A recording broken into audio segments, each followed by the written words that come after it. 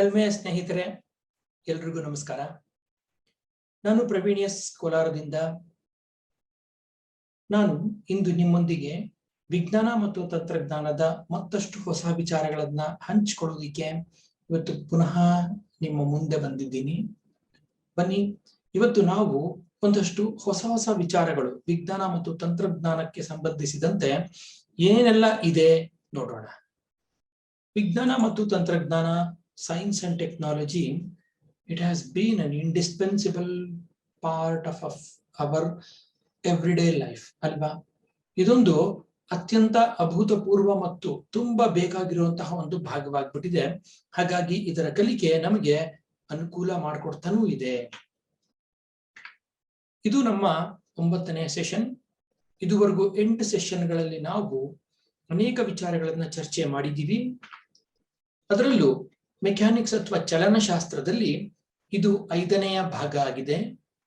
ಈ ಹಿಂದಿನ ಭಾಗದಲ್ಲಿ ನಾವು ಏನೇನೆಲ್ಲ ಕಲ್ತ್ವಿ ಅನ್ನೋದನ್ನ ಒಂದು ನಿಮಿಷ ಮನನ ಮಾಡಿ ನಾವು ನಮ್ಮ ಮುಂದಿನ ಹೆಜ್ಜೆಯನ್ನ ಇಡೋಣ. ಈ ಹಿಂದಿನ ತರಗತಿಯಲ್ಲಿ ನಾವು ಶಕ್ತಿಯ ವಿವಿಧ ರೂಪಗಳು, ಶಕ್ತಿಯ ವಿವಿಧ ಆಕಾರಗಳು, ಅದರಲ್ಲೂ ಪ್ರತ್ಯೇಕವಾಗಿ ಯಾಂತ್ರಿಕ ಶಕ್ತಿ. ಈ ಯಾಂತ್ರಿಕ ಶಕ್ತಿ ಅಂದ್ರೆ ಏನು? ಯಾಂತ್ರಿಕ ಶಕ್ತಿಯ 2 ಮುಖ್ಯವಾದ ಭಾಗಗಳು ಅಂದ್ರೆ 2 ಮುಖ್ಯವಾದ ವಿಧಗಳು ಯಾವ್ಯಾವುದು? ಒಂದು ಚಲನ ಶಕ್ತಿ, ಮತ್ತೊಂದು ಪ್ರಚ್ಛನ್ನ ಶಕ್ತಿ. ಈ ಚಲನ ಶಕ್ತಿ ಅಂದ್ರೆ ಏನು? ಈ ಚಲನ ಶಕ್ತಿಯನ್ನ ನಾವು ನಮ್ಮ ಸುತ್ತಮುತ್ತ ಜೀವನದಲ್ಲಿ ಎಲ್ಲೆಲ್ಲಿ ಕಾಣ್ತೀವಿ, ಮತ್ತು ಚಲನ ಶಕ್ತಿ ಯಾವ ಯಾವ ಅಂಶಗಳನ್ನ, ಅದರಲ್ಲೂ ಪ್ರತ್ಯೇಕವಾಗಿ ಯಾವ ಯಾವ ಅಂಶಗಳು ವಿಶೇಷವಾಗಿ ಯಾವ ವೇರಿಯಬಲ್ಸ್ ಅಂತಾನು ಕರಿತೀವಿ ನಾವು, ಯಾವ ವೇರಿಯಬಲ್ಸ್ ಮೇಲೆ ಅದು ಡಿಪೆಂಡ್ ಆಗಿದೆ ಅನ್ನೋದನ್ನ ನಾವು ಕಲ್ತ್ಕೊಂಡ್ವಿ. ಏನ್ ಕಲ್ತ್ವಿ? KE = ಅರ್ಧ mv² ಅನ್ನೋದು ಈಗಾಗಲೇ ಬಂದು ಹೋಯಿತು. ಜೊತೆಗೆ ಇದು ನಮ್ಮ ದೈನಂದಿನ ಜೀವನದಲ್ಲಿ ಎಲ್ಲೆಲ್ಲಿ ಕಂಡು ಬರುತ್ತೆ, ಯಾವ ವಸ್ತು ತಾನು ಚಲಿಸ್ತಾ ಇರುತ್ತೆ ಆ ವಸ್ತುವಿಗೆ ಯಾವಾಗಲೂ ಚಲನಶಕ್ತಿ ಇದ್ದೇ ಇರುತ್ತೆ. ಎರಡನೇ ಯಾಂತ್ರಿಕ ಶಕ್ತಿಯ 2ನೇ ರೂಪವಾದ ಪ್ರಚ್ಛನ್ನ ಶಕ್ತಿ. ಈ ಪ್ರಚ್ಛನ್ನ ಶಕ್ತಿ ಹೇಗಿರುತ್ತೆ? ವಸ್ತುಗಳು ಭೂಮಿಯ ಮೇಲ್ಮೈ ಹೋಗ್ತಾ ಇದ್ದ ಹಾಗೆ ಪ್ರಚ್ಛನ್ನ ಶಕ್ತಿಯನ್ನ ಅದು ಪಡಿತಾ ಹೋಗುತ್ತೆ. ಇದ್ರ ಜೊತೆಗೆ ಪ್ರಚ್ಛನ್ನ ಶಕ್ತಿ ಯಾವ ಯಾವ ಅಂಶಗಳನ್ನ ಅವಲಂಬಿಸಿದೆ ಅಂದಾಗ ನಾವು ಪ್ರಚ್ಛನ್ನ ಶಕ್ತಿಯ ಒಂದು ಫಾರ್ಮುಲಾ ಜ್ಞಾಪಕ ಇಟ್ಕೋಬೇಕಾಗತ್ತೆ. PE = mgh. m ಅಂದ್ರೆ ಮಾಸ್, g ಅಂದ್ರೆ ಆಕ್ಸಲರೇಷನ್ ಡ್ಯೂ ಟು ಗ್ರಾವಿಟಿ, ಮತ್ತು h ಅಂದ್ರೆ ಹೈಟ್. ಹಾಗಾಗಿ ಈ 3 ಸಹ ಪ್ರಚ್ಛನ್ನ ಶಕ್ತಿಯ ಮೇಲೆ ಪ್ರಭಾವ ಬೀರುವಂಥದ್ದು. ಮತ್ತು ಪ್ರಚ್ಛನ್ನ ಶಕ್ತಿ ನಮ್ಮ ದೈನಂದಿನ ಜೀವನದಲ್ಲಿ ನಾವು ಎಲ್ಲೆಲ್ಲಿ ಕಂಡು ಬರ್ತೀವಿ. ಇವೆಲ್ಲದರ ಜೊತೆಗೆ ಶಕ್ತಿ ಸಂರಕ್ಷಣಾ ತತ್ವ ಅಥವಾ ಶಕ್ತಿಯ ನಿತ್ಯತ್ವ ನಿಯಮ ಅಂತಲೂ ಅದನ್ನು ಕರಿಬಹುದು. Total energy in a system remains unaltered. Energy can be converted from one form to another. ಇದ್ರ ಜೊತೆಗೆ ನಾವೇನ್ ಮಾಡಿದ್ವಿ? ಎಷ್ಟೋ ಡಿವೈಸ್ಗಳು, ನಾವು ನಮ್ಮ ಮನೆಗಳಲ್ಲಿ ಬಳಸುವಂತ ಅನೇಕ ಡಿವೈಸ್ಗಳಲ್ಲಿ ಎನರ್ಜಿ ಟ್ರಾನ್ಸ್ಫಾರ್ಮೇಶನ್ ಹೇಗಾಗಿರುತ್ತೆ ಅಂತಾನೆ ನಮಗೆ ಗೊತ್ತಿರಲಿಲ್ಲ. ಒಂದು ಐರನ್ ಬಾಕ್ಸ್ ತಗೊಂಡಾಗ ಈ ಐರನ್ ಬಾಕ್ಸ್ ಅಲ್ಲಿ ಎನರ್ಜಿ ಟ್ರಾನ್ಸ್ಫಾರ್ಮೇಶನ್ ಏನಾಗಿದೆ? ನಾವು ಎಲೆಕ್ಟ್ರಿಸಿಟಿಗೆ ಅದನ್ನ ಪ್ಲಗ್ ಮಾಡ್ತೀವಿ.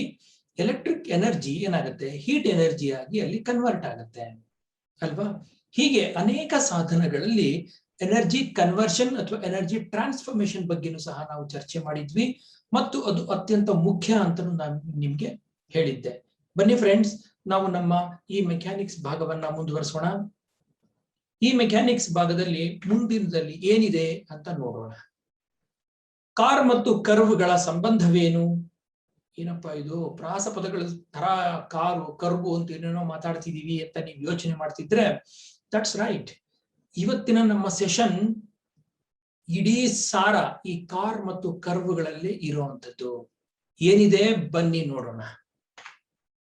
ರಾತ್ರಿಯ ಆಕಾಶವನ್ನ ನಾವು ಗಮನಿಸಿದ್ದೆ ಆದ್ರೆ ಅಸಂಖ್ಯಾತ ತಾರೆಗಳು ನಮ್ಮ ಕಣ್ಣಿಗೆ ರಾಚತ್ವೆ. ಅದು ತಮ್ಮ ಬೆಳಕನ್ನ ಬೇಕಾದಷ್ಟು ಬಿಟ್ಟು ಕೊಡ್ತಾ ಇವೆ ಮತ್ತು ಬಿಟ್ಟು ಕೊಡುತ್ತೆ.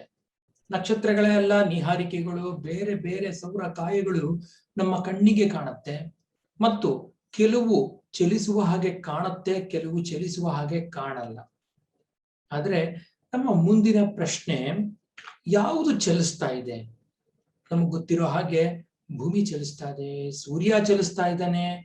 ಆದ್ರೆ ಭೂಮಿ ಸೂರ್ಯನ ಸುತ್ತ ಚಲಿಸ್ತಾ ಇದೆಯೋ, ಸೂರ್ಯ ಭೂಮಿ ಸುತ್ತ ಚಲಿಸ್ತಾ ಇದೆಯೋ, ಅಥವಾ ಬೇರೆ ಗ್ರಹಗಳು ಸೂರ್ಯನ ಸುತ್ತ ಚಲಿಸ್ತಾ ಇದೆಯೋ, ಅಥವಾ ಸೂರ್ಯನೇ ಎಲ್ಲ ಗ್ರಹಗಳ ನಡುವೆ ಚಲಿಸ್ತಾ ಇದ್ದಾನೋ ಅನ್ನೋ ಪ್ರಶ್ನೆ ಮನುಷ್ಯನಿಗೆ ಸದಾ ಕಾಲ ಕಾಡ್ತಾ ಇತ್ತು.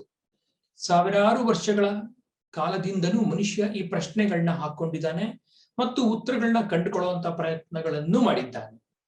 15-16ನೇ ಶತಮಾನದಲ್ಲಿ ಇದ್ದಂತ ಟೈಕೋ ಬ್ರಾಹೆ ಇದರಲ್ಲಿ ಪ್ರಮುಖನಾಗಿ ನಿಲ್ತಾನೆ. ಕಾರಣ ಅವನು ಅನೇಕ ತನ್ನ ವಾದಗಳನ್ನ ವೈಜ್ಞಾನಿಕವಾಗಿ ಮಂಡಿಸಿದ್ದಲ್ಲದೆ ಗಣಿತೀಯವಾಗಿಯೂ ಸಹ ಇದು ಸರಿ ಅಂತ ಸಾಕಷ್ಟು ವಿವರಗಳನ್ನ ಬರೆದು ಹೋಗಿದ್ದಾನೆ. ಟೈಕೋ ಬ್ರಾಹೆ ನಮ್ಮೆಲ್ಲರಿಗೂ ಈ ವಿಚಾರದಲ್ಲಿ ಒಬ್ಬ ಪಿತಾಮಹನೇ ಸರಿ. ಈ ಟೈಕೋ ಬ್ರಾಹೆ ಕೊಟ್ಟಂತ ನಿಯಮಗಳನ್ನ ಮುಂದುವರಿಸಿಕೊಂಡು ಅದಕ್ಕೆ ಬೇಕಾದಂತ ಮಾರ್ಪಾಡುಗಳನ್ನ ಮಾಡಿಕೊಂಡು ಟೈಕೋ ಬ್ರಾಹೆ ಕೊಟ್ಟಿರುವಂತ ವಿವರಗಳನ್ನ ಪರಿಶೀಲಿಸಿ ಹೊಸ ನಿಯಮಗಳನ್ನ ನಮ್ಮ ಬದುಕಿಗೆ ಕೊಟ್ಟವರು ಜೋಹಾನಸ್ ಕೆಪ್ಲರ್. ಯಾರಿವರು ಜೋಹಾನಸ್ ಕೆಪ್ಲರ್? ಇವರು ಜರ್ಮನಿಯ ಒಬ್ಬ ವಿಜ್ಞಾನಿ. 1571ರಿಂದ 1630 ಅವಧಿಯಲ್ಲಿ ಜೀವಿಸಿದ್ದ ಈ ವಿಜ್ಞಾನಿ ಅಸ್ಟ್ರಾಲಜಿಗೆ, ಮ್ಯಾಥಮೆಟಿಕ್ಸ್ಗೆ ಮತ್ತು ನ್ಯಾಚುರಲ್ ಫಿಲಾಸಫಿಗೆ ಅನೇಕ ಕೊಡುಗೆಗಳನ್ನ ಕೊಟ್ಟವರು ಸಹ. ಈಗ ನಾವು ಅವರು ನೀಡಿರುವಂತಹ ಗ್ರಹಗಳ ಚಲನೆಯ ನಿಯಮಗಳ ಬಗ್ಗೆ ತಿಳ್ಕೋಬೇಕಾಗಿದೆ. ನಮಗೆ ಇಲ್ಲಿ ಚಲಿಸ್ತಾ ಇರುವಂತಹ ವಸ್ತುವನ್ನೇ ಹಿಡಿದು ಗ್ರಹಿಸಿ ಅರ್ಥ ಮಾಡ್ಕೊಳ್ಳೋದು ಕಷ್ಟ ಆಗಿರುವಾಗ, ಸಾಕಷ್ಟು ಸಾಧನಗಳು ಇಲ್ಲದೆ ಇರುವಂತ ಸಂದರ್ಭದಲ್ಲಿ ಕೇವಲ ತನ್ನ ಕಣ್ಣನ್ನೇ ನಂಬಿ, ತನ್ನ ಬುದ್ಧಿಶಕ್ತಿಯನ್ನೇ ಮೆರೆದು, ಮೇಧಾಶಕ್ತಿಯನ್ನು ಮೆರೆದಂತಹ ಜೋಹಾನಸ್ ಕೆಪ್ಲರ್ ಗ್ರಹಗಳ ಚಲನೆಯ ನಿಯಮವನ್ನ ಕೊಟ್ಟಿದ್ದು ಈಗಲೂ ಸಹ ಅದು ಸರಿ ಅಂತ ಸಾಬೀತಾಗಿದೆ. 400-500 ವರ್ಷಗಳ ಹಿಂದಿನ ಒಂದು ಫಿಲಾಸಫಿ ಅಥವಾ ಒಂದು ತತ್ವ ಇವತ್ತಿಗೂ ಜಾರಿಯಾಗಿದೆ ಅಂತಂದ್ರೆ ಇದು ಆಶ್ಚರ್ಯನೇ ಸರಿ. ಬನ್ನಿ ಫ್ರೆಂಡ್ಸ್, ಜೋಹಾನಸ್ ಕೆಪ್ಲರ್ ನಮಗಾಗಿ ಈ ಗ್ರಹಗಳ ಚಲನೆಯ ನಿಯಮಗಳನ್ನ ಕೊಟ್ಟಿದ್ರು. ಅದು ಏನೇನು ಅಂತ ನೋಡ್ತಾ ಬರೋಣ. ಒಟ್ಟು 3 ನಿಯಮಗಳಿವೆ ಇದರಲ್ಲಿ. ಮೊದಲ ನಿಯಮ, ಪ್ರತಿಯೊಂದು ಗ್ರಹವು ಸೂರ್ಯನ ಸುತ್ತ ದೀರ್ಘವೃತ್ತಾಕಾರದಲ್ಲಿ ಕಕ್ಷೆಯಲ್ಲಿ ಚಲಿಸುತ್ತದೆ, ಪರಿಭ್ರಮಿಸುತ್ತದೆ ಮತ್ತು ಆ ದೀರ್ಘವೃತ್ತ 2 ನಾಭಿಗಳ ಪೈಕಿ ಒಂದರಲ್ಲಿ ಸೂರ್ಯನ ಸ್ಥಾನವಿರುತ್ತದೆ. ಇಲ್ಲಿ ಅನೇಕ ವೈಜ್ಞಾನಿಕ ಪದಗಳು, ತಾಂತ್ರಿಕ ಪದಗಳು ಈ ಒಂದು ಹೇಳಿಕೆಯಲ್ಲಿ ಕುತ್ಕೊಂಡಿದೆ. ಟೆಕ್ನಿಕಲ್ ಟರ್ಮ್ಸ್ ಏನೇನು ಅಂತ ನೋಡೋಣ. ಒಂದು, ದೀರ್ಘವೃತ್ತ. ಏನಪ್ಪಾ ಈ ದೀರ್ಘವೃತ್ತ ಅನ್ನೋದನ್ನು ನೋಡೋಣ. ಮೊದಲನೇದಾಗಿ ನಮ್ಗೆ ವೃತ್ತ ಗೊತ್ತು. ವೃತ್ತಕ್ಕೆ ಒಂದು ಕೇಂದ್ರ, ಒಂದು ತ್ರಿಜ್ಯ R. ಆದ್ರೆ ಈ ದೀರ್ಘವೃತ್ತ ಅಂದ್ರೆ ಅದಲ್ಲ. ಮೊಟ್ಟೆಯ ಆಕಾರವನ್ನ ನಾವು ಆಲ್ಮೋಸ್ಟ್ ಎಲಿಪ್ಟಿಕಲ್ ಅಂತ ಪರಿಗಣಿಸಬಹುದು. ಮೊಟ್ಟೆಯ ಆಕಾರ ಈ ರೀತಿಯಾಗಿ ಇರುವಂಥದ್ದು. ವೃತ್ತಕ್ಕೆ ಒಂದು ಕೇಂದ್ರ ಇರೋ ಹಾಗೆ ಎಲಿಪ್ಸ್ ಅಥವಾ ದೀರ್ಘವೃತ್ತಕ್ಕೆ 2 ಕೇಂದ್ರಗಳಿರುತ್ತೆ. ಇದನ್ನ ನಾಭಿಗಳು ಅಂತ ಕರಿತೀವಿ. ನಾಭಿಗಳು ಅಥವಾ ಫೋಸಾಯಿ ಅಂತ ಕರಿತೀವಿ. ಇಲ್ಲಿ 2 ವಿಚಾರಗಳು. ಮೊದಲನೇ ನಿಯಮದಲ್ಲೇ ಕೆಪ್ಲರ್ ಹೇಳಿರೋದು, ಎಲ್ಲ ಗ್ರಹಗಳು ಸೂರ್ಯನ ಸುತ್ತ ಎಲಿಪ್ಸೀಯ ಆಕಾರದಲ್ಲಿ ಚಲಿಸುತ್ತದೆ. ನಾವು ಇದನ್ನ ಲಾ ಆಫ್ ಎಲಿಪ್ಸಸ್ ಅಂತ ಕರಿತೀವಿ. ಎಲಿಪ್ಟಿಕಲ್ ಶೇಪ್ ಅಲ್ಲಿ ಅದು ಚಲಿಸುವಂಥದ್ದು. ಅದು ಈ ಮೊದಲ ನಿಯಮದ ಮೊದಲನೇ ಭಾಗ. ಎರಡನೇ ಭಾಗ ಏನು? ಎರಡನೇ ಭಾಗ, ಆ ಎಲಿಪ್ಸ್ ನಲ್ಲಿ 2 ಫೋಸೈ ಇರುತ್ತೆ. ಒಂದು ಫೋಸೈಯಲ್ಲಿ ಸೂರ್ಯ ಇರೋ ಹಾಗೆ ಅದು ಚಲಿಸುವಂಥದ್ದು ಅಂತ. ಅಂದ್ರೆ ಸೂರ್ಯನ ಸ್ಥಾನವನ್ನ ಒಂದು ಫೋಕಲ್ ಪಾಯಿಂಟ್ ಆಗಿ ಮಾಡಿಕೊಂಡು ಈ ಪ್ಲಾನೆಟ್ಸ್ ಎಲಿಪ್ಟಿಕಲ್ ಆರ್ಬಿಟ್ಸ್ ಅಲ್ಲಿ ರೌಂಡ್ ಹೊಡಿತಾ ಇದೆ ಅಂತ ಅರ್ಥ. ದೀರ್ಘವೃತ್ತ ಅಥವಾ ಎಲಿಪ್ಸ್ ಅಥವಾ ಎಲಿಪ್ಟಿಕಲ್ ಅನ್ನೋದು ಒಂದು ಪದ ಇಲ್ಲಿ. ಇದು ಮೊದಲ ನಿಯಮ. ಎರಡನೇ ನಿಯಮ ಏನ್ ಹೇಳುತ್ತೆ? ಸೂರ್ಯ ಮತ್ತು ಗ್ರಹವನ್ನು ಜೋಡಿಸುವ ತ್ರಿಜ್ಯ ಸದಿಶವು ಗುಡಿಸಿಕೊಂಡು ಹೋಗುವ ವಿಸ್ತೀರ್ಣವು ಸಮಾನ ಕಾಲದಲ್ಲಿ ಸಮಾನವಾಗಿರುತ್ತದೆ. ಏನಪ್ಪಾ ಇದು, ಏನಿದ್ರ ಅರ್ಥ ನೋಡ್ತಾ ಬರೋಣ ಬನ್ನಿ. ಒಂದು ಫೋಸೈ, ಒಂದು ನಾಭಿಯಲ್ಲಿ ಸೂರ್ಯ ಇದೆ ಮತ್ತು ಯಾವುದೋ ಒಂದು ಗ್ರಹ, ಉದಾಹರಣೆಗೆ ಯಾವುದೋ ಒಂದು ಗ್ರಹ ಏನ್ ಮಾಡಿದೆ, ಒಂದು 30 ದಿನಗಳಲ್ಲಿ ಚಲಿಸಿದಂತಹ ದೂರ ಇಲ್ಲಿ ದಾಖಲು ಮಾಡ್ಕೊಂಡಿದೆ ಅಂತ ಅನ್ಕೊಳ್ಳೋಣ. 30 ದಿನಗಳಲ್ಲಿ ಇಲ್ಲಿಂದ ಇಲ್ಲಿವರೆಗೂ ಚಲಿಸ್ತು. ಆಗ ಈ ಇದೇನಿದೆ ರೇಡಿಯಸ್ ಅಥವಾ ತ್ರಿಜ್ಯ ಸದಿಶ, ರೇಡಿಯಸ್ ವೆಕ್ಟರ್ ಅಥವಾ ತ್ರಿಜ್ಯ ಸದಿಶ, ಇದು ಸ್ವೆಪ್ಟ್ ಔಟ್ ಮಾಡಿರೋ ಏರಿಯಾ ಅಂದ್ರೆ ಇದು ಪೂರ್ತಿ ಈ ಏರಿಯಾ ಇಲ್ಲಿ ಬ್ಲೂ ಕಲರ್ ಅಲ್ಲಿ ಕಾಣಿಸ್ತಾ ಇದೆ ನಿಮಗೆ, ಈ ಏರಿಯಾ. ಹಾಗೆ ಅದು ಇನ್ನೊಂದು ರೌಂಡ್ ಬಂದಾಗ ಮತ್ತೆ ಇಲ್ಲೂ ಅಷ್ಟೇ ತಾನು 30 ದಿವಸದಲ್ಲಿ ಕ್ರಮಿಸಿದ ದೂರ ಮತ್ತು ಮತ್ತೊಮ್ಮೆ ಇನ್ನೊಂದು ರೌಂಡ್ ಅಲ್ಲಿ 30 ದಿವಸಗಳಲ್ಲಿ ಚಲಿಸಿದಂಥದ್ದು. ಈ ಎಲ್ಲ ಏರಿಯಾಗಳು ಒಂದಕ್ಕೊಂದು ಸಮ ಅಂತ ಅವನು ಹೇಳಿ. ನೋಡಿ ಫ್ರೆಂಡ್ಸ್, ಎಷ್ಟು ಸೋಜಿಗ ಇದು. ಕಣ್ಮುಂದೆ ಕಾಣುವಂಥದ್ದನ್ನೇ ನಾವು ಎಷ್ಟು ತಲೆ ಕೆಡಿಸ್ಕೊಂಡು ಆಲೋಚನೆ ಮಾಡಿ ಒದ್ದಾಡ್ತೀವಿ. ಆದ್ರೆ ಇದು ಕಣ್ಣಿಗೆ ಎಲ್ಲೋ ಇರುವಂತಹ ಗ್ರಹಗಳು, ಅವುಗಳನ್ನ ಅರ್ಥ ಮಾಡಿಕೊಂಡು ಇದು ಕ್ರಮಿಸಿದ ದೂರವನ್ನ ಹೇಳುವಂಥದ್ದು ನಿಜಕ್ಕೂ ಸೋಜಿಗ. ಮೊದಲನೇ ನಿಯಮವನ್ನ ಲಾ ಆಫ್ ಎಲಿಪ್ಸಸ್ ಅಂತ ಕರೆದ್ರೆ, ಇಲ್ಲಿ ಎರಡನೇ ನಿಯಮವನ್ನ ಏನಂತ ಕರೆದ್ರು, ಲಾ ಆಫ್ ಈಕ್ವಲ್ ಏರಿಯಾಸ್ ಅಂತ ಕರೆದ್ರು.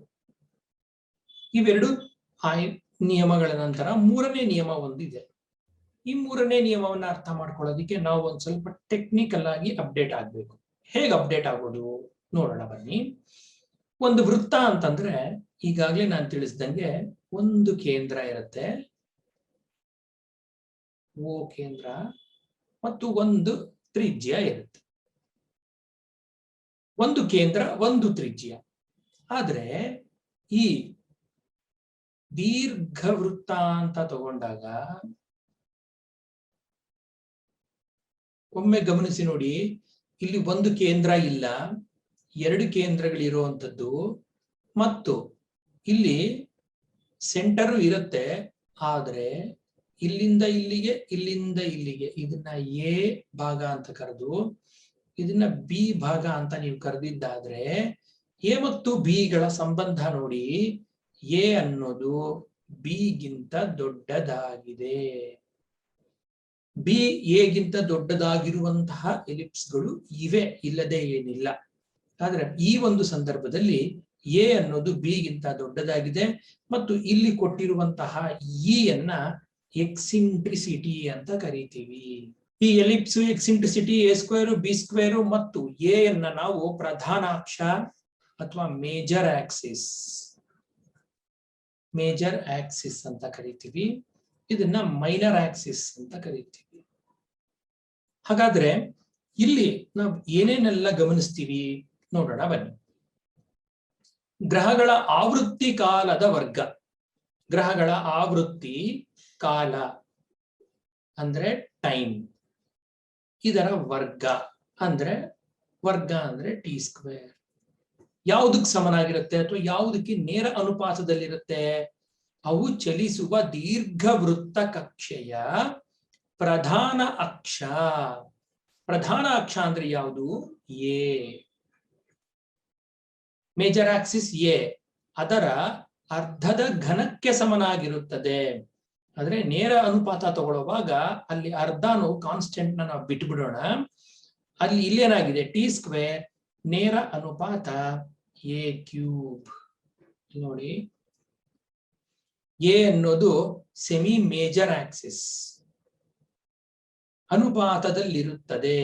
ಅಂದ್ರೆ ಟಿ ಸ್ಕ್ವೇರ್ ನೇರ ಅನುಪಾತ, ಅಲ್ಲಿ ಕೊಟ್ಟಿರೋದು ಟಿ ಸ್ಕ್ವೇರ್ ನೇರ ಅನುಪಾತ ಎ ಕ್ಯೂಬ್ ಅಂತ ಅರ್ಥ.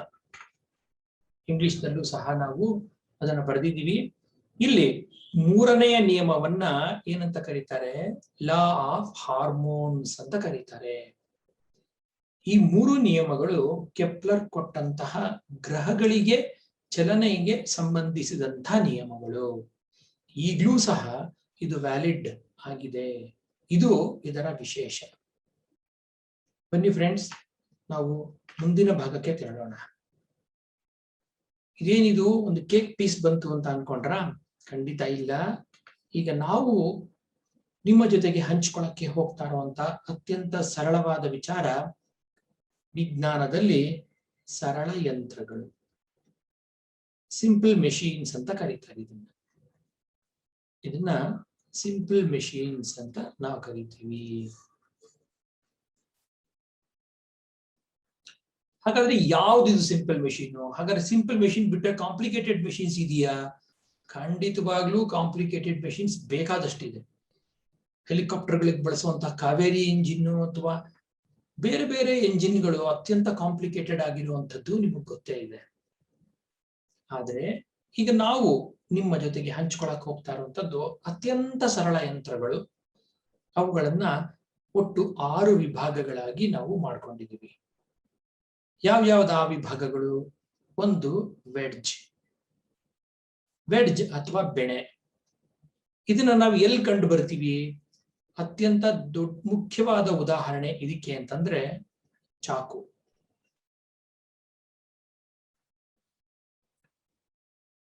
ಹಿಂದೆ ಶಿಲಾಯುಗದ ಮಾನವ ಸಹ ತಾನು ಪ್ರಾಣಿಗಳನ್ನ ಬೇಟೆಯಾಡೋದಿಕ್ಕೆ, ಬೇರುಗಳನ್ನ ತಿನ್ನೋದಿಕ್ಕೆ ಈ ತರ ವೆಡ್ಜ್ಗಳನ್ನ ಮಾಡಿ, ಅಂದ್ರೆ ಕಲ್ಲಿನಲ್ಲೇ ಮಾಡಿ ಕೆತ್ತಿ ತಿಂದಿರುವಂತ ಉದಾಹರಣೆಗಳು ಇವೆ ಅನ್ನೋದು ನಮಗೆ ಅಧ್ಯಯನದಿಂದ ಕಂಡು ಬರುತ್ತೆ. ಮೊದಲನೇದು ನಾವು ಗುರುತಿಸುವಂತ ಸಿಂಪಲ್ ಮೆಷಿನ್ ವೆಡ್ಜ್. ಇದಕ್ಕೆ ಉದಾಹರಣೆ ನಾನು ನೈಫ್ ಅಥವಾ ಚಾಕು ಅಂತ ನಿಮ್ಗೆ ಈಗಾಗಲೇ ಹೇಳಿದ್ದೀನಿ. ಎರಡನೆಯದ್ದು ಇನ್ಕ್ಲೈನ್ಡ್ ಪ್ಲೇನ್ ಅಥವಾ ಇಳಿಕಲು. ಸಾಮಾನ್ಯವಾಗಿ ನೀವು ನೋಡಿರ್ಬೋದು, ಮೆಟ್ಲು ಹತ್ಕೊಂಡು ಹೋಗೋದು ಕಷ್ಟ. ಆದ್ರೆ ಈ ತರಹದ ಇನ್ಕ್ಲೈನ್ಡ್ ಪ್ಲೇನ್ ಮಾಡಿದಾಗ ಅದರ ಮೇಲೆ ಸುಲಭವಾಗಿ ಜನ ನಡ್ಕೊಂಡು ಹೊರಟೋಗ್ತಾರೆ. ಇದನ್ನ ನಾವು ಬೇಕಾದಷ್ಟು ಸಂದರ್ಭಗಳಲ್ಲಿ ಗಮನಿಸಿದೀವಿ ಅಲ್ವಾ? ಇದು ಒಂದು ಸಿಂಪಲ್ ಮೆಷಿನ್.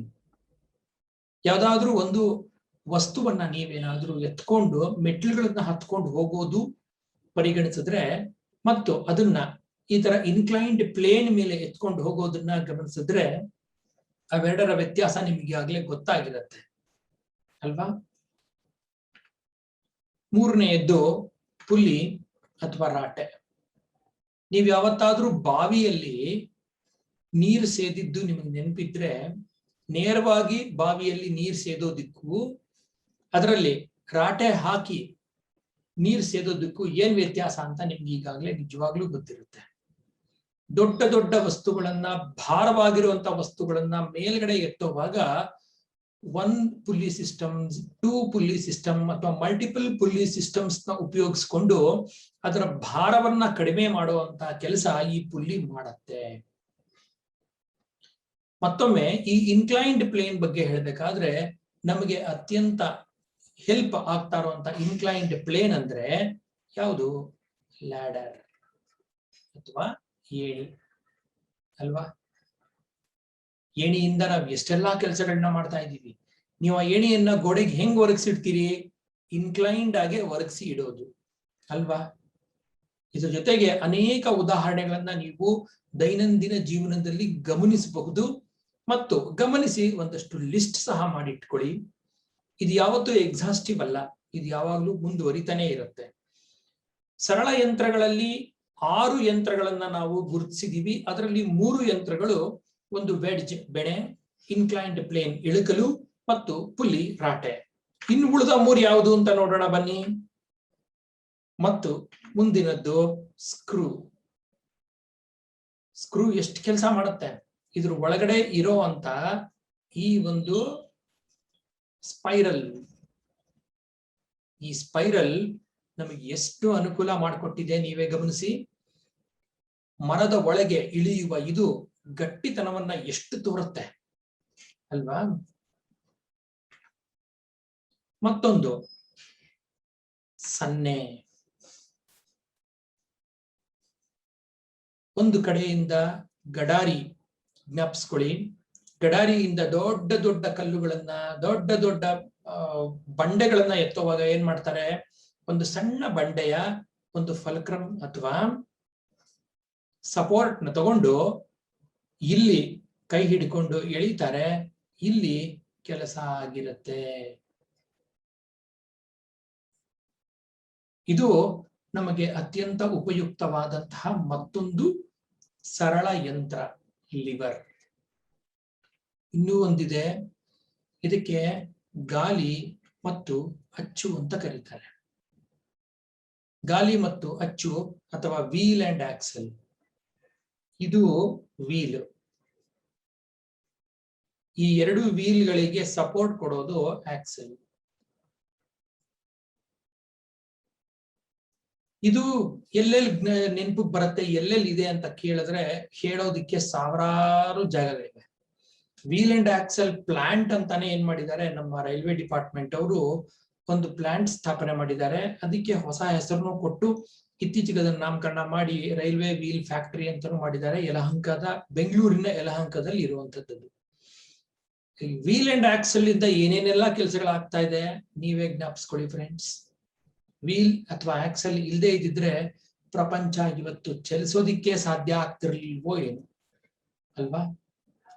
ಬನ್ನಿ, ಈಗ ನಾವು ಈ ಲಿವರ್ಗಳಲ್ಲಿ ಬೇರೆ ಬೇರೆ ತರಹದ ಲಿವರ್ಸ್ ನಾವು ಗಮನಿಸಬಹುದು. ಆ ಲಿವರ್ಗಳಲ್ಲಿ ಏನೇನೆಲ್ಲ ಹೊಸ ಹೊಸ ಮಾದರಿಗಳಿವೆ ಅನ್ನೋದನ್ನ ನೋಡೋಕ್ಕೂ ಮುಂಚೆ ಒಂದು ಪುಟ್ಟ ಲೆಕ್ಕ, ಒಂದು ಪುಟ್ಟ ಕ್ವೆಶ್ಚನ್ ನ ತಗೊಂಡು ಮುಂದೆ ಹೋಗೋಣ. ಶಾಲೆಗಳಲ್ಲಿ ಕಟ್ಟಲಾಗುವ ರ್ಯಾಂಪ್ ಯಾವುದಕ್ಕೆ ಉದಾಹರಣೆಯಾಗಿದೆ? ಯಾವುದಕ್ಕೆ? ಬೆಣೆ, ರಾಟೆ, ಇಳಕಲು ಅಥವಾ ಸನ್ನೆ?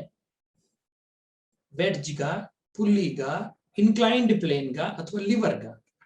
ಉತ್ತರ ಇಳಕಲು ಅಥವಾ ಸನ್ನೆ. ಇಳಕಲು ಅಥವಾ ಇನ್ಕ್ಲೈನ್ಡ್ ಪ್ಲೇನ್. ಸ್ಕೂಲುಗಳಲ್ಲಿ ಎಲ್ಲರೂ ಬರಬೇಕು, ಎಲ್ಲಾ ಮಕ್ಕಳು ಶಾಲೆಗೆ ಬರಬೇಕು, ಇನ್ಕ್ಲೂಸಿವ್ ಎಜುಕೇಶನ್ ಕೊಡಬೇಕು ಅನ್ನೋ ಕಾರಣಕ್ಕೆ ಏನ್ ಮಾಡಿದ್ದಾರೆ, ಎಲ್ಲಾ ಕಡೆನೂ ಮೆಟ್ಲುಗಳ ಜೊತೆಗೆ ಈ ತರ ರ್ಯಾಂಪ್ಗಳನ್ನ ಕಟ್ಟಿದ್ದಾರೆ. ಈ ರ್ಯಾಂಪ್ಗಳನ್ನ ಕಟ್ಟಿದ್ರೆ ಅನುಕೂಲ ಏನು? ಕೈ ಕಾಲು ತೊಂದರೆ ಇದ್ದು ನಡೆಯಕ್ಕಾಗದೇ ಇರೋರು ಸಹ ರ್ಯಾಂಪ್ಗಳ ಮೇಲೆ ಸುಲಭವಾಗಿ ನಡ್ಕೊಂಡು ಬರಬಹುದು. ಹಾಗಾಗಿ ರ್ಯಾಂಪ್ಗಳನ್ನ ಅನೇಕ ಕಡೆ ನಾವು ನೋಡ್ತೀವಿ. ಈ ಒಂದು ಪ್ರಶ್ನೆಯಲ್ಲಿ ಶಾಲೆಗಳಿಗೆ ಅಂತ ಮಾತ್ರ ನಾನು ಕೊಟ್ಟಿದ್ದೇನೆ ಅಷ್ಟೆ. ಈಗ ನಾವು ಒಂದಷ್ಟು ಸನ್ನೆಗಳನ್ನ ನೋಡ್ತಾ ಹೋಗೋಣ. ಒಟ್ಟು 3 ರೀತಿಯ ಸನ್ನೆಗಳನ್ನ ನಾವು ಗುರುತಿಸಿದ್ದೀವಿ. ಈ 3 ರೀತಿಯ ಸನ್ನೆಗಳಿಗೆ ನಾವು ಮೊದಲ ದರ್ಜೆಯ ಸನ್ನೆ, 2ನೇ ದರ್ಜೆಯ ಸನ್ನೆ ಮತ್ತು 3ನೇ ದರ್ಜೆಯ ಸನ್ನೆ ಅಂತ ಹೆಸರು ಕೊಡ್ತೀವಿ. ತುಂಬಾ ಸಿಂಪಲ್ ಆಗಿ ಏನಂದ್ರೆ first order liver, second order liver ಮತ್ತು ಥರ್ಡ್ ಆರ್ಡರ್ ಲಿವರ್ ಅನ್ನೋದು. ಈಗ ನಾವು ಚರ್ಚೆ ಮಾಡಕ್ ಹೊರಟಿರುವಂತದ್ದು ಫಸ್ಟ್ ಆರ್ಡರ್ ಲಿವರ್. ಈ ಲಿವರ್ ಅಂತ ಬಂದ ತಕ್ಷಣ ಇಲ್ಲಿ 3 ಭಾಗಗಳನ್ನ ನಾವು ಗಮನಿಸಬೇಕು. ಒಂದು, ಇಲ್ಲಿ ಏನ್ ಮಾಡ್ತಾನೆ, ಮನುಷ್ಯ ತನ್ನ ಪ್ರಯತ್ನವನ್ನ ಮಾಡ್ತಾ ಇರ್ತಾನೆ. ತಾನು ಯಾತಕ್ಕೆ ಪ್ರಯತ್ನವನ್ನ ಮಾಡ್ತಾನೆ ಅಥವಾ what is the purpose of a machine ಅಂತ ಕೇಳಕ್ ಹೋದ್ರೆ, to reduce the work of human. ಯಂತ್ರಗಳು ಮಾಡೋ ಕೆಲಸ ಏನು? ಮನುಷ್ಯರ ಮಾಡುವ ಕೆಲಸವನ್ನ ಸ್ವಲ್ಪ ಕಡಿಮೆ ಮಾಡುವಂಥದ್ದು. ಹಾಗಾಗಿ ಈ ತರ ಕೆಲಸ ಮಾಡುವಾಗ ಮನುಷ್ಯನ ಇನ್ಪುಟ್ ಯಾವಾಗ್ಲೂ ಒಂದ್ ಕಡೆಗೆ ಇರಲೇಬೇಕು. ಇದನ್ನ ನಾವು ಇನ್ಪುಟ್ ಅಥವಾ ಯತ್ನ ಅಂತ ಕರಿತೀವಿ. ಅಥವಾ ಕೆಲವು ಕಡೆ ಇದನ್ನ ಫೋರ್ಸ್ ಅಂತಾನು ಕರೀತಾರೆ, ಅಥವಾ ಬಲ ಕೊಡೋದು ಅಂತಾನು ಕರೀತಾರೆ. ಅಂದಮೇಲೆ ನಾವು ಈ ಕೆಲಸ ಯಾತಕ್ ಮಾಡ್ತಾ ಇದೀವಿ? ಒಂದು ಕಡೆ ಕೆಲಸ ಮಾಡೋದಿಕ್ಕೆ, ಅಥವಾ ಔಟ್ಪುಟ್ ಅಥವಾ ಕೆಲಸ ಅಥವಾ ಭಾರ ಅಂತಾನು ತಗೋಬಹುದು. ಆದ್ರೆ ಇವೆರಡನ್ನ ಸುಮ್ಮನೆ ಇಡಕ್ಕಾಗಲ್ಲ. ಗಡಾರಿನಲ್ಲಿ ಒಂದು ದೊಡ್ಡ ಕಲ್ಲನ್ನ ಜರುಗಿಸ್ಬೇಕಾದ್ರೆ ಒಂದು ಚಿಕ್ಕ ಕಲ್ಲಿನ ಆಸರೆ ಅವ್ರಿಗೆ ಬೇಕು. ಇದನ್ನ ಆನಿಕೆ ಅಂತಾರೆ, ಅಥವಾ ಇಂಗ್ಲಿಷ್ ನಲ್ಲಿ ಫಲ್ಕ್ರಮ್ ಅಂತ ಕರೀತಾರೆ. ಹೀಗೆ ಯಾವುದೇ ಸನ್ನೆಗೆ ನಾವು ಕೆಲಸ ಮಾಡಕ್ಕೆ ಅಂತ ಅನುಕೂಲ ಮಾಡಿಕೊಡುವಾಗ 3 ಮುಖ್ಯವಾದ ಭಾಗಗಳನ್ನ ನಾವು ಗಮನಿಸಲೇಬೇಕು. ಒಂದು ಇನ್ಪುಟ್ ಅಥವಾ ಫೋರ್ಸ್, 2ನೇದು ಆನಿಕೆ ಅಥವಾ ಫಲ್ಕ್ರಮ್, ಮತ್ತು 3ನೇದು ಔಟ್ಪುಟ್ ಅಥವಾ ಕೆಲಸ ಅಥವಾ ಭಾರ. ಹಾಗಾದ್ರೆ ಈ ಮೊದಲನೇ ದರ್ಜೆಯ ಈ ಒಂದು ವಿಚಾರದಲ್ಲಿ ಏನೇನೆಲ್ಲ ಇದೆ? ತುಂಬಾ ಸಿಂಪಲ್ ಆಗಿ ಏನಿದೆ, ಫಲ್ಕ್ರಮ್ ಅನ್ನೋದು ಫೋರ್ಸ್ ಮತ್ತು ಔಟ್ಪುಟ್ ಗಳ ನಡುವೆ ಬರ್ತಾ ಇದೆ. ಹಾಗಾದ್ರೆ ಫಲ್ಕ್ರಮ್ ಅನ್ನೋದು ಒಂದ್ ಕಡೆ 2 ಭಾಗಗಳನ್ನ ಸೇರಿಸುವಂತದ್ದು ಅಂತಾನು ನೀವು ಅನ್ಕೋಬಹುದು. ಇದಕ್ಕೆ ಉದಾಹರಣೆಯಾಗಿ ನೀವು ಕತ್ತರಿಯನ್ನ ತಗೊಂಡ್ರೆ, ಕತ್ತರಿನಲ್ಲಿ ಇಲ್ಲಿ ನೋಡಿ ಮಧ್ಯಭಾಗದಲ್ಲಿ ಇದನ್ನ ಫಲ್ಕ್ರಮ್ ಅಂತ ಕರಿತೀವಿ. ಇಲ್ಲಿ ನಾವು ಬಲವನ್ನ ಕೊಡುವಂಥದ್ದು, ಫೋರ್ಸ್ ಕೊಡುವಂಥದ್ದು, ಆದ್ರೆ ಕೆಲಸ ಆಗೋದು ಇಲ್ಲಿ ಅಲ್ವಾ. ಅಡಿಗೆ ಮನೆಯಲ್ಲಿ ಬಳಸುವಂತ ಇಕ್ಕಳದಲ್ಲೂ ಸಹ ಇದೇ ತರಹದ ಕಾನ್ಸೆಪ್ಟ್ ಇದೆಯಾ ಇಲ್ವಾ? ಜೊತೆಗೆ ಸನ್ನೆ, ದೊಡ್ಡ ಕಲ್ಲನ್ನ ಎತ್ತೋದಿಕ್ಕೆ ಸಣ್ಣ ಕಲ್ಲು, ಇಲ್ಲೂ ಅಷ್ಟೇ. ಇಲ್ಲಿ ಕೆಲಸ, ಇಲ್ಲಿ ಫೋರ್ಸು, ಇಲ್ಲಿ ಕೆಲಸ ಆಗ್ತಾ ಇದೆ, ಮತ್ತು ಇಲ್ಲಿ ಫಲ್ಕ್ರಮ್ ಅಥವಾ ಆನಿಕೆ ಇದೆ. ಫಲ್ಕ್ರಮ್ ಅನ್ನೋದು ಕೆಲಸ ಮತ್ತು ಬಲಗಳ ನಡುವೆ ಬಂದ್ರೆ ಅದು ಮೊದಲ ದರ್ಜೆಯ ಸನ್ನೆ ಆಗುತ್ತೆ. ಇಷ್ಟೊತ್ತಾಗ್ಲೇ ನೀವು ಇನ್ನೂ ಒಂದಷ್ಟು ಉದಾಹರಣೆಗಳನ್ನ ಖಂಡಿತವಾಗ್ಲೂ ಯೋಚನೆ ಮಾಡ್ತಿರ್ತೀರಾ. ನಾನೇ ಕೊಟ್ಬಿಡ್ತೀನಿ ನೋಡಿ. ಅನೇಕ ರೀತಿಯ ಕಟಿಂಗ್ ಪ್ಲೈಯರ್ಸ್ ಅಲ್ವಾ, ಅನೇಕ ರೀತಿಯ ಕಟಿಂಗ್ ಪ್ಲೈಯರ್ಸ್ ಫಸ್ಟ್ ಆರ್ಡರ್ ಲಿವರ್ ಆಗತ್ತೆ. ಇದಿಷ್ಟು ಮೊದಲ ದರ್ಜೆಯ ಸನ್ನೆ. ಇಲ್ಲಿರೋದು ಎಕ್ಸಾಸ್ಟಿವ್ ಲಿಸ್ಟ್ ಅಲ್ಲ, ಸಾಕಷ್ಟು ಉದಾಹರಣೆಗಳನ್ನ ಕೊಡುವಂತ ಪ್ರಯತ್ನ ನಾನು ಇಲ್ಲಿ ಮಾಡಿದ್ದೀನಿ. ಇನ್ನೂ ಅನೇಕ ಡಿವೈಸಸ್ ನಾವು ಹುಡುಕಬಹುದು. ಹುಡುಕಿದಾಗ ನಾವು ಎಲ್ಲಿ ಫೋರ್ಸ್ ಅಪ್ಲೈ ಮಾಡ್ತೀವಿ, ಎಲ್ಲಿ ಕೆಲಸ ಆಗತ್ತೆ, ಮತ್ತು ಎಲ್ಲಿ ಯೂನಿಯನ್ ಇದೆ, ಎಲ್ಲಿ ಫಲ್ಕ್ರಮ್ ಅಥವಾ ಆನಿಕೆ ಇದೆ ಅನ್ನೋದನ್ನ ನೀವು ಗುರುತಿಸ್ಕೊಂಡ್ರೆ ಅದು ಯಾವ ದರ್ಜೆ ಸನ್ನೆಗೆ ಬರುತ್ತೆ ಅಂತ ನೀವು ಸುಲಭವಾಗಿ ಲೆಕ್ಕ ಮಾಡಬಹುದು. ಎರಡನೇ ದರ್ಜೆ ಸನ್ನೆಯಲ್ಲಿ ಏನೇನಾಗ್ತಾ ಇದೆ ನೋಡೋಣ. ಈ ಎರಡನೇ ದರ್ಜೆ ಸನ್ನೆಯಲ್ಲಿ ಫಲ್ಕ್ರಮ್ ಕೊನೆಗೆ ಬಂದುಬಿಟ್ಟಿದೆ. ನಾವು ಕೆಲಸ ಮಾಡ್ತಾ ಇರೋದು ಎಲ್ಲಿ ಕೆಲಸ ಮಾಡ್ತಾ ಇದೀವಿ ನಾವು, ಇಲ್ಲಿ ಯತ್ನ ನಡೀತಾ ಇದೆ, ಆದ್ರೆ ಕೆಲಸ ಆಗ್ತಾ ಇರೋದು ಮಧ್ಯದಲ್ಲಿ. ಇಂತಹ ಡಿವೈಸಸ್ ನಾವು ಎಲ್ಲಪ್ಪ ನೋಡಿದೀವಿ, ಎಲ್ಲಿದೆ ಅಂತ ನೀವು ಯೋಚನೆ ಮಾಡ್ತಾ ಇದ್ರೆ ನೋಡಿ ಬಂತು ಮೊದಲ ಉದಾಹರಣೆ, ಲೆಮನ್ ಸ್ಕ್ವೀಸರ್. ನಿಂಬೆ ಹಣ್ಣನ್ನ ಕ್ರಶ್ ಮಾಡಿ ಅದರಿಂದ ಜ್ಯೂಸ್ ನ ತೆಗೆದು ಅದನ್ನ ಕುಡಿಯೋದಿಕ್ಕೆ ಬಳಕೆ ಮಾಡ್ಕೊಳ್ಳುವಾಗ ಇದು ಯೂನಿಯನ್ ಅಥವಾ ಇದು ಫಲ್ಕ್ರಮ್ ಇರೋದು. ಇಲ್ಲಿ ನಾವು ಬಲ ನೀಡುವಂತಹ ಜಾಗ, ಆದ್ರೆ ಕೆಲಸ ಆಗ್ತಾ ಇರೋದು ಇಲ್ಲಿ. ಫ್ರೆಂಡ್ಸ್, ಈ ರೀತಿಯಾಗಿ ಒಂದೊಂದು ಚಿತ್ರಕ್ಕೂ ನೀವು ಬರೆದು ಫಲ್ಕ್ರಮ್ ಯಾವಾಗ ಹೊರಗಡೆಗಿರುತ್ತೆ, ಕೆಲಸ ಮಧ್ಯದಲ್ಲಿ ಇರುತ್ತೆ. ಫಲ್ಕ್ರಮ್ ಮತ್ತು ಬಲ ಅಂದ್ರೆ ಆನಿಕೆ ಮತ್ತು ಬಲದ ನಡುವೆ ಅಥವಾ ಭಾರದ ನಡುವೆ, ಬಲ ಅಥವಾ ಯತ್ನದ ನಡುವೆ ಕೆಲಸ ಆಗತ್ತೆ. ಆಗ ಅದು ಎರಡನೇ ದರ್ಜೆಯ ಸನ್ನೆ. ಇನ್ನೊಂದು ಉದಾಹರಣೆ ಬಂತು, ನಟ್ ಕ್ರ್ಯಾಕರ್. ನಟ್ ಕ್ರ್ಯಾಕರ್ ಅಲ್ಲಿ ಏನ್ ಮಾಡ್ತಾ ಇದ್ದಾರೆ, ಒಂದು ಅಡಿಕೆಯನ್ನ ಪುಡಿ ಮಾಡ್ತಾ ಇದ್ದಾರೆ. ಇಲ್ಲೂ ನೀವು ಗಮನಿಸಿ, ಇದು ಎಫ್ ಆಗಿದೆ, ಇಲ್ಲಿ ಬಲವನ್ನ ಕೊಡ್ತಾ ಇದ್ದಾರೆ, ಮತ್ತು ಇಲ್ಲಿ ಕೆಲಸ ಸಾಗ್ತಾ ಇದೆ. ಕೆಲಸ ಅನ್ನೋದು ಆನಿಕೆ ಮತ್ತು ಬಲದ ನಡುವೆ ಕಾಣಿಸ್ಕೊತಾ ಇದೆ. ಹಾಗೇನೆ ಇಲ್ಲೂ ಒಂದ್ ಕಡೆ ಗಮನಿಸಿ, ಈ ಗಾರೆ ಕೆಲಸದವರು ಒಂದ್ ಕಡೆಯಿಂದ ಇನ್ನೊಂದ್ ಕಡೆಗೆ ಸಿಮೆಂಟು, ಮಣ್ಣು ಅಥವಾ ಬೇರೆ ಏನನ್ನೋ ಎತ್ಕೊಂಡು ಹೋಗೋಕೆ ಬಳಸುವಂತ ತಳ್ಳು ಗಾಡಿ, ಅಥವಾ ಇನ್ನೂ ಹೆಚ್ಚಾಗಿ ಫ್ಲಿಪ್ಕಾರ್ಟ್ ನ ಒಂದು ಲೋಗೋ ಅಲ್ವಾ, ಅಥವಾ ಯಾವ್ದಾದ್ರು ಒಂದು ದೊಡ್ಡ ಮಾಲ್ಗಳಿಗೆ ಹೋಗಿ ನಾವು ಮಾಲ್ಗೆ ಹೋಗಿ ಅಲ್ಲಿ ವಸ್ತುಗಳನ್ನ ತಗೊಂಡು ಎತ್ಕೊಂಡ್ ಬರ್ಬೇಕು ಅಂದಾಗ ಇಲ್ಲಿ ಈ ತರದ ಒಂದು ಸಣ್ಣ ಲೋಡರ್ನ ನಾವು ಬಳಸ್ತೀವಿ. ಆದ್ರೆ ಪ್ರತ್ಯೇಕವಾಗಿ ಇದು ಸಿಮೆಂಟ್ ಕೆಲಸದಲ್ಲಿ ಮಾಡೋದಿಕ್ಕೆ ಅನುಕೂಲ ಮಾಡ್ಕೊಂಡಿರುವಂತದ್ದು. ಫಲ್ಕ್ರಮ್ ಇಲ್ಲಿದೆ, ಲೋಡ್ ಇಲ್ಲಿ ಕೆಲಸ ಆಗೋದು, ಮತ್ತು ಇಲ್ಲಿ ಫೋರ್ಸ್ ಹೊತ್ತಾ ಇರುವಂತದ್ದು. ಫ್ರೆಂಡ್ಸ್, ಇದು ಸೆಕೆಂಡ್ ಆರ್ಡರ್ ಲಿವರ್ ಅಥವಾ ಎರಡನೇ ದರ್ಜೆಯ ಸನ್ನೆ. ಬನ್ನಿ ಮೂರನೇ ದರ್ಜೆಯ ಸನ್ನೆ ಏನ್ ಹೇಳುತ್ತೆ, ಅದರಲ್ಲಿ ಏನೇನ್ ಬದಲಾವಣೆಗಳಿದೆ ಅಂತ ನೋಡೇ ಬಿಡೋಣ. ಇದ್ರ ಜೊತೆಗೆ ಇನ್ನೂ ಒಂದು ಮರ್ತಿದ್ದೆ ನೋಡಿ, ನಮ್ಮ ಸ್ಟ್ಯಾಪ್ಲರ್ ಸಹ. ಇಲ್ಲೂ ಅಷ್ಟೇ, ಸ್ಟ್ಯಾಪ್ಲರ್ ಅಲ್ಲಿ ಇಲ್ಲಿ ಫಲ್ಕ್ರಮ್ ಅಥವಾ ಆನಿಕೆ ಇದೆ, ನಾವು ಕೊಡೋ ಬಲ ಇಲ್ಲಿದೆ, ಮತ್ತು ಪಿನ್ ಹೊಡೆಯೋದು ಇಲ್ಲಿ, ಕೆಲಸ ಆಗೋದು ಇವೆರಡರ ನಡುವೆ ಅಲ್ವಾ. ಬನ್ನಿ ಮೂರನೇ ದರ್ಜೆಯ ಸನ್ನೆ ಅಥವಾ ಥರ್ಡ್ ಆರ್ಡರ್ ಲಿವರ್ ನೋಡೋಣ. ಥರ್ಡ್ ಆರ್ಡರ್ ಲಿವರ್ ನಲ್ಲೂ ಇದೇನಾಗ್ತಾ ಇದೆ, ಫಲ್ಕ್ರಮ್ ಅಥವಾ ಆನಿಕೆ ಕೊನೆಯಲ್ಲಿದೆ. ಆದ್ರೆ ಬಲ ಮಧ್ಯದಲ್ಲಿ ಕೊಡ್ತಾ ಇರೋದು, ಕೆಲಸ ಆಗ್ತಾ ಇರೋದು ಕೊನೆಯಲ್ಲಿ.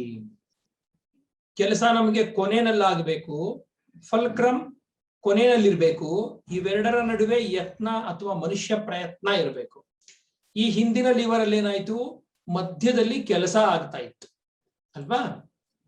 ಉದಾಹರಣೆ ಫೋರ್ಸೆಪ್ಸ್. ಫೋರ್ಸೆಪ್ಸ್ ನಾವು ಗಮನಿಸಿದ್ದಾದ್ರೆ ಈ ಭಾಗದಲ್ಲಿ ಫಲ್ಕ್ರಮ್ ಇದೆ. ಇಲ್ಲಿ ನಾವು ವರ್ಕ್ ಅಥವಾ ಕೆಲಸ ಮಾಡ್ತೀವಿ, ಇಲ್ಲಿ ನಾವು ಬಲ ಉಪಯೋಗಿಸ್ತೀವಿ, ಆದ್ರೆ ಕೆಲಸ ಆಗೋದು ಈ ಭಾಗದಲ್ಲಿ ಅಲ್ವಾ. ಚಿಮುಟ ಅಂತಾನು ಇದನ್ನ ಕರೀತಾರೆ. ಏನಾದ್ರು ಸಣ್ಣ ಪುಟ್ಟ ವಸ್ತುಗಳನ್ನ ಎತ್ಕೊಳ್ಳೋದಿಕ್ಕೆ ನಾವು ಬಳಸುವಂಥದ್ದು. ಇಲ್ಲಿದೆ ನೋಡಿ, ಇದರ ಒಂದು ಭಾಗ ಹುರಿ ಅಥವಾ ಇನ್ನೊಂದನ್ನ ಕರಿಯೋದಿಕ್ಕೆ ಬಳಸುವಂತ, ಅಡಿಗೆ ಮನೆಗಳಲ್ಲಿ ಬಳಸುವಂತ ಒಂದು ಸಾಧನ. ಮತ್ತು ಮೀನಿನ ಹಿಡಿಯೋದಿಕ್ಕೆ ಬಳಸುವಂತ ಈ ಕೋಲು, ಇದೂ ಸಹ ಒಂದು 3ನೇ ದರ್ಜೆ ಅಥವಾ 3rd ಆರ್ಡರ್ ಲಿವರ್ನ ಒಂದು ಭಾಗ ಆಗಿದೆ. ಇಲ್ಲಿ 3ನೇ ದರ್ಜೆಯ ಲಿವರ್ ಸನ್ನೆಯಲ್ಲಿ 3rd ಆರ್ಡರ್ ಲಿವರ್ ಅಲ್ಲಿ ಏನೇನಾಗಿದೆ, ನಮ್ಮ ಯತ್ನ ಅಥವಾ ನಾವು ಮನುಷ್ಯ ಪ್ರಯತ್ನ ಎಲ್ಲಿರುತ್ತೆ, ಮಧ್ಯದಲ್ಲಿರುತ್ತೆ. ಫಲ್ಕ್ರಮ್ ಒಂದು ಕೊನೆ ಇದ್ರೆ ಭಾರ ಇನ್ನೊಂದು ಕೊನೆಯಲ್ಲಿರುತ್ತೆ. ಹಾಗಾಗಿ ಫ್ರೆಂಡ್ಸ್, ಫಲ್ಕ್ರಮ್ ಎಲ್ಲಿರುತ್ತೆ, ನಮ್ಮ ಪ್ರಯತ್ನ ಮನುಷ್ಯ ಪ್ರಯತ್ನ ಎಲ್ಲಿದೆ ಮತ್ತು ಕೆಲಸ ಎಲ್ಲ ಆಗ್ತಾ ಇದೆ. ಯಾವುದೇ ಒಂದು ವಸ್ತುವನ್ನ ತಗೊಂಡಾಗ ಈ ಮೂರನ್ನ ನೀವು ಬೇರ್ಪಡಿಸಿ ಪ್ರತ್ಯೇಕವಾಗಿ ನೋಡಿದ್ದಾದ್ರೆ ಅದನ್ನ ನೀವು ಯಾವ ದರ್ಜೆಯ ಸನ್ನೆ ಅನ್ನೋದನ್ನ ನಿರ್ಧಾರ ಮಾಡಬಹುದು. ಇದೊಂದಷ್ಟು ಕೆಲವು ಉದಾಹರಣೆಗಳು. ಇನ್ನು ಅನೇಕ ಉದಾಹರಣೆಗಳನ್ನ ನೀವು ಗುರುತಿಸ್ತಾ ಹೋಗ್ಬೋದು ಮತ್ತು ನೋಟ್ಸ್ ಸಹ ಮಾಡ್ಕೊಳ್ಳಿ, ನಿಮ್ಗೆ ಅನುಕೂಲ ಆಗತ್ತೆ. ಬನ್ನಿ ಈಗ ಒಂದಷ್ಟು ಪ್ರಶ್ನೆಗಳನ್ನ ನೋಡೋಣ. 3ನೇ ದರ್ಜೆಯ ಸನ್ನೆಗಳಲ್ಲಿ ಸರಿಯಾದ ಹೇಳಿಕೆ. ಇದುವರೆಗೂ ನಾವು ಚರ್ಚೆ ಮಾಡಿದ್ವಿ. ಆ ಚರ್ಚೆ ಮೇಲೆ ಇದೊಂದು ಪ್ರಶ್ನೆ. ಭಾರವು ಯತ್ನ ಮತ್ತು ಆನಿಕೆಗಳ ಮಧ್ಯದಲ್ಲಿರುತ್ತದೆ. ಯತ್ನವು ಭಾರ ಮತ್ತು ಆನಿಕೆಗಳ ಮಧ್ಯದಲ್ಲಿರುತ್ತದೆ. ಆನಿಕೆಯು ಯತ್ನ ಮತ್ತು ಭಾರಗಳ ಮಧ್ಯದಲ್ಲಿರುತ್ತದೆ. ಆನಿಕೆ ಇರುವುದೇ ಇಲ್ಲ. ಈಗಾಗಲೇ ನಾನು ಹೇಳಿದೆ, ಮನುಷ್ಯ ಪ್ರಯತ್ನ ಇಲ್ಲೇನಾಗ್ತಾ ಇದೆ, ಫಲ್ಕ್ರಮ್ ಮತ್ತು ಔಟ್ಪುಟ್ ಕೆಲಸ ಇವೆರಡರ ನಡುವೆ ಇರುವಂಥದ್ದು. ಅಂದ್ರೆ ಇದಕ್ಕೆ ಸರಿಯಾದ ಉತ್ತರ ಯತ್ನವು ಭಾರ ಮತ್ತು ಆನಿಕೆಗಳ ಮಧ್ಯದಲ್ಲಿ ಇರುವಂಥದ್ದು. ಈಗಾಗಲೇ ನಾವು ಒಂದು ಚಿತ್ರವನ್ನ ನೋಡಿದ್ದಾದ್ರೆ ಈ ರೀತಿಯಾಗಿರುವಂಥದ್ದು, ಇದು ಫಲ್ಕ್ರಮ್, ಇಲ್ಲಿ ಮನುಷ್ಯನ ಪ್ರಯತ್ನ ಮತ್ತು ಇಲ್ಲಿ ಕೆಲಸ ಅಲ್ವಾ, ಅಥವಾ ಭಾರ ಮತ್ತು ಆನಿಕೆ ಇವುಗಳ ನಡುವೆ ಯತ್ನ ಇರುವಂಥದ್ದು. ಹಾಗಾಗಿ ಇದು 3ನೇ ದರ್ಜೆಯ ಸನ್ನೆಗಳಲ್ಲಿ 3rd ಆರ್ಡರ್ ಲಿವರ್ ಅಲ್ಲಿ ಯತ್ನವು ಎಲ್ಲಿರುತ್ತೆ, ಭಾರ ಮತ್ತು ಆನಿಕೆಗಳ ಮಧ್ಯದಲ್ಲಿರುತ್ತದೆ. ಇಲ್ಲಿ ಉದಾಹರಣೆಗಳು ಮತ್ತು ಸರಳ ಯಂತ್ರಗಳನ್ನ ಹೊಂದಿಸಿ ಬರುವ ಸರಿಯಾದ ಉತ್ತರ. ಇಲ್ಲಿ ಮೊದಲ ಭಾಗದಲ್ಲಿ ಉದಾಹರಣೆಗಳನ್ನ ಕೊಟ್ಟಿದ್ದಾರೆ ಮತ್ತು 2ನೇ ಭಾಗದಲ್ಲಿ ಸರಳ ಯಂತ್ರಗಳು ಮೆಷಿನ್ಸ್ ನ ಕೊಟ್ಟಿದ್ದಾರೆ. ನಾವು ಇವನ್ನ ಮ್ಯಾಚ್ ದಿ ಫಾಲೋಯಿಂಗ್ ಮಾಡಬೇಕು. ಮ್ಯಾಚ್ ದಿ ಫಾಲೋಯಿಂಗ್ ಮಾಡಿ ನಾವು ಉತ್ತರವನ್ನ ಕಂಡುಕೋಬೇಕಾಗಿದೆ. ನಾನು ಈಗಾಗಲೇ ಇದ್ರ ಬಗ್ಗೆ ಎಲ್ಲ ಸಾಕಷ್ಟು ವಿವರಗಳನ್ನ ನಿಮ್ಗೆ ಹೇಳಿದ್ದೀನಿ ಮತ್ತು ಹಲವಾರು ಉದಾಹರಣೆಗಳನ್ನು ಸಹ ನಾವು ಚರ್ಚೆ ಮಾಡಿದ್ದೀವಿ ಫ್ರೆಂಡ್ಸ್. ಹಾಗಾಗಿ ಇಲ್ಲಿ ಜಾರುಬಂಡೆ ಯಾವುದಕ್ಕೆ ಹೊಂದಿಕೆ ಆಗುತ್ತೆ, ಎಷ್ಟೋ ಜನ ಏನ್ ಮಾಡ್ತಾರೆ, ಉತ್ತರಗಳಿಂದ ಇಲ್ಲಿ ನೀಡಿರುವ ಉತ್ತರದಿಂದ ಇಲ್ಲಿಗೆ ವಾಪಸ್ ಹೋಗೋ ಪ್ರಯತ್ನ ಮಾಡ್ತಾರೆ. ಇದು ಎಲ್ಲಾ ಕಡೆನೂ ವರ್ಕೌಟ್ ಆಗಲ್ಲ, ಆದ್ರೆ ಕೆಲವು ಕಡೆ ಮಾತ್ರ ವರ್ಕೌಟ್ ಆಗೋದು. ಹಾಗಾಗಿ ನಾವೇನ್ ಮಾಡೋಣ, ಕನ್ಸೆಪ್ಚುವಲ್ ಆಗಿ ಹೋಗೋಣ. ಕನ್ಸೆಪ್ಚುವಲ್ ಆಗಿ ಹೋಗಿದ್ದಾದ್ರೆ ಜಾರುಬಂಡೆ ಅನ್ನೋದೇನು, ಇನ್ಕ್ಲೈನ್ಡ್ ಪ್ಲೇನ್. ಏನಾಯ್ತು, ಒಂದು ಇನ್ಕ್ಲೈನ್ಡ್ ಪ್ಲೇನ್ ಅಥವಾ ಏನಾಯ್ತು, ಬೆಣೆ ಅಲ್ಲ, ಇದು ಇಳುಕಲು ಅಲ್ವಾ, ಒಂದು ಡಿ ಆಗಬೇಕು. ಹಾಗೆ ಚಾಕು ಅನ್ನೋದೇನು, ಮೊದಲೇ ಎಕ್ಸಾಂಪಲ್ ಕೊಟ್ಟ ಹಾಗೆ ಇದು ಬೆಳೆ ಅಲ್ವಾ, 2 ಸಿ. ಮತ್ತು ಗಡಾರಿ ಅನ್ನೋದೇನು, ಗಡಾರಿ ಅನ್ನೋದು ಏನು 0. ಅಂದ್ರೆ ಮೊದಲನೇದು ಡಿ ಇರಬೇಕು, ಎರಡನೇದು ಸಿ ಇರಬೇಕು, ಮೂರನೇದು ಬಿ ಇರಬೇಕು. ಇಲ್ಲಿ ಡಿ ಸಿ ಬಿ, ಇಲ್ಲಿ D C A, B A C. ಹಾಗಾಗಿ ಉತ್ತರ ಡಿ ಸಿ ಬಿ ಬರುವಂತಹ ಸಿ ಇದಕ್ಕೆ ಸರಿಯಾದ ಉತ್ತರ ಆಗಿದೆ ಅಲ್ವಾ. ಬನ್ನಿ ಇನ್ನೊಂದು ಪ್ರಶ್ನೆ ತಗೊಳ್ಳೋಣ. ತಕ್ಕಡಿ, ಕತ್ತರಿ ಮತ್ತು ತೂಗು ತೊಲೆ ಅಥವಾ ಸೀಸಾ ಯಾವ ದರ್ಜೆ ಸನ್ನೆಗೆ ಉದಾಹರಣೆಯಾಗಿವೆ? ಇಲ್ಲಿ ನಾವು ಉದಾಹರಣೆಗಳನ್ನ 3 ಉದಾಹರಣೆಗಳನ್ನ ಕೊಡಲಾಗಿದೆ. ಈ 3 ಉದಾಹರಣೆಗಳಿಂದ ಇದು ಯಾವ ದರ್ಜೆ, ಯಾವ ಲಿವರ್, ಯಾವ ಆರ್ಡರ್ ಲಿವರ್ ಅಂತ ಹೇಳಬೇಕಾಗಿದೆ. ತಕ್ಕಡಿ ಇದೆ, ಇಲ್ಲಿ ಕತ್ತರಿ ಇದೆ ಮತ್ತು ಸೀಸಾ 3 ಇದೆ. ನಾವೇ ಯೋಚನೆ ಮಾಡೋಣ. ಒಂದು ತಕ್ಕಡಿ ಅಂದ್ರೆ ಇದು ಫಲ್ಕ್ರಮ್, ಕತ್ತರಿ ನಿಮ್ಗೆ ಆಗ್ಲೇ ಗೊತ್ತಿದೆ, ಇದು ಫಲ್ಕ್ರಮ್. ಸೀಸಾ ನಿಮ್ಗೆ ಈಗಾಗಲೇ ಗೊತ್ತಿದೆ, ಇದು ಫಲ್ಕ್ರಮ್. ಎಲ್ಲ ಸಂದರ್ಭದಲ್ಲೂ ಏನಾಗ್ತಾ ಇದೆ, ಫಲ್ಕ್ರಮ್ ಅಥವಾ ಆನಿಕೆ ಮಧ್ಯಭಾಗದಲ್ಲಿ ಬರ್ತಾ ಇದೆ. 2 ಮತ್ತು 3ನೇ ದರ್ಜೆಗಳಲ್ಲಿ ಫಲ್ಕ್ರಮ್ ಕೊನೆಯಲ್ಲಿರೋದನ್ನು ನಾವು ಗಮನಿಸಿದೀವಿ. ಫಲ್ಕ್ರಮ್ ಯಾವಾಗ ಮಧ್ಯಕ್ಕೆ ಬರುತ್ತೆ ಆಗ ಅದು ಏನಾಗಿರುತ್ತೆ, ಮೊದಲ ದರ್ಜೆ ಅಥವಾ ಫಸ್ಟ್ ಆರ್ಡರ್ ಲಿವರ್ ಆಗಿರುತ್ತೆ. ಈಗ ನಾವು ಒಂದಷ್ಟು ವಿಚಾರಗಳನ್ನ ವೃತ್ತೀಯ ಚಲನೆ ಅಥವಾ ಸರ್ಕ್ಯುಲರ್ ಮೋಷನ್ ಬಗ್ಗೆ ತಿಳ್ಕೊಳ್ಳೋ ಪ್ರಯತ್ನ ಮಾಡೋಣ. ಏನಿದು ಸರ್ಕ್ಯುಲರ್ ಮೋಷನ್ ಅನ್ನೋದ್ರ ಬಗ್ಗೆ ನಾನು ಚಲನೆಯ ಮೊದಲನೇ ಭಾಗದಲ್ಲೇ ಚರ್ಚೆ ಮಾಡಿದ್ದೆ. ಒಂದು ವಸ್ತು ವೃತ್ತಾಕಾರದಲ್ಲಿ ಚಲಿಸ್ತಾ ಇರುವಂಥದ್ದು. ಹೀಗೆ ಈ ವಸ್ತು ವೃತ್ತಾಕಾರದಲ್ಲಿ ಚಲಿಸ್ತಾ ಇರಬೇಕು ಅಂತಂದ್ರೆ ಅದು ಕೇಂದ್ರದಿಂದ ನಿರ್ದಿಷ್ಟ ದೂರದಲ್ಲಿ ಚಲಿಸ್ತಾ ಇರಬೇಕು ಮತ್ತು ಅದಕ್ಕೆ ವೇಗ, ವೇಗೋತ್ಕರ್ಷ ಇವೆಲ್ಲವೂ ಸಹ ಇರಬೇಕಾಗಿರುವಂಥದ್ದು. ಹಾಗಾದ್ರೆ ಇಲ್ಲಿ ನಮಗೆ ಅನುಕೂಲಕ್ಕೆ ಬರುವಂತಹ ಅಂಶಗಳು ಯಾವ್ಯಾವುದು? ಒಂದು ವಸ್ತು ವೃತ್ತೀಯ ಚಲನೆ ನಡೆಸ್ತಾ ಇದೆ ಅಂತಂದ್ರೆ ಅದಕ್ಕೆ ಯಾವ ಯಾವ ಅಂಶಗಳು ಬೆಂಬಲವಾಗಿರುತ್ತೆ, ಯಾವುದನ್ನ ಬದಲಾಯಿಸಿದ್ರೆ ಏನ್ ಬದಲಾವಣೆಗಳಾಗತ್ತೆ ಅನ್ನೋದನ್ನ ನಾವು ಇವತ್ತು ಈ ಒಂದು ಭಾಗದಲ್ಲಿ ಕಲಿಯೋ ಪ್ರಯತ್ನ ಮಾಡೋಣ. ಇಲ್ಲಿ ಒಂದು ವಸ್ತುವನ್ನ ಗಮನಿಸಿ. ಎ ಅನ್ನೋ ಒಂದು ಸ್ಥಳದಿಂದ, ಒಂದು ವಸ್ತು ಎ ಅನ್ನೋ ಒಂದು ಸ್ಥಳದಿಂದ ಏನಾಗ್ತಾ ಇದೆ, ಬಿ ಅನ್ನೋ ಸ್ಥಳಕ್ಕೆ ಬರ್ತಾ ಇದೆ, ಚಲಿಸ್ತಾ ಇದೆ. ಬಿ ಅನ್ನೋ ಸ್ಥಳಕ್ಕೆ ಬಂದಾಗ ಏನಾಯ್ತು, ಇಲ್ಲಿ ಅದರ ಸ್ಥಾನಪಲ್ಲಟ ಡೆಲ್ಟಾ ಎಸ್, ಸ್ಥಾನಪಲ್ಲಟ ಡೆಲ್ಟಾ ಎಸ್ ಆಗಿದೆ. ಮತ್ತು ಹೀಗೆ ಬರೋವಾಗ ಅದೇನ್ ಮಾಡತ್ತೆ, ಕೇಂದ್ರದಲ್ಲಿ ಒಂದು ಕೋನವನ್ನು ಸಹ ಸ್ವೀಪ್ ಮಾಡ್ತಾ ಬರುತ್ತೆ. ವೃತ್ತೀಯ ಚಲನೆಯಲ್ಲಿ ನಾವೇನ್ ಮಾಡ್ತೀವಿ, ವಸ್ತುವು ಒಂದು ಭಾಗದಿಂದ ಇನ್ನೊಂದು ಭಾಗಕ್ಕೆ ಚಲಿಸಿದಾಗ ಎಷ್ಟು ಕೋನವನ್ನ ಅದು ಕ್ರಮಿಸಿದೆ ಅನ್ನೋದನ್ನ ಪರಿಗಣಿಸ್ತೀವಿ. ಹಾಗಾಗಿ theta, delta theta is equal to delta S by delta R ಅನ್ನೋದು ಆಂಗ್ಯುಲರ್ ಡಿಸ್ಪ್ಲೇಸ್ಮೆಂಟ್ ಅಥವಾ ಕೋನೀಯ ಸ್ಥಾನಾಂತರ.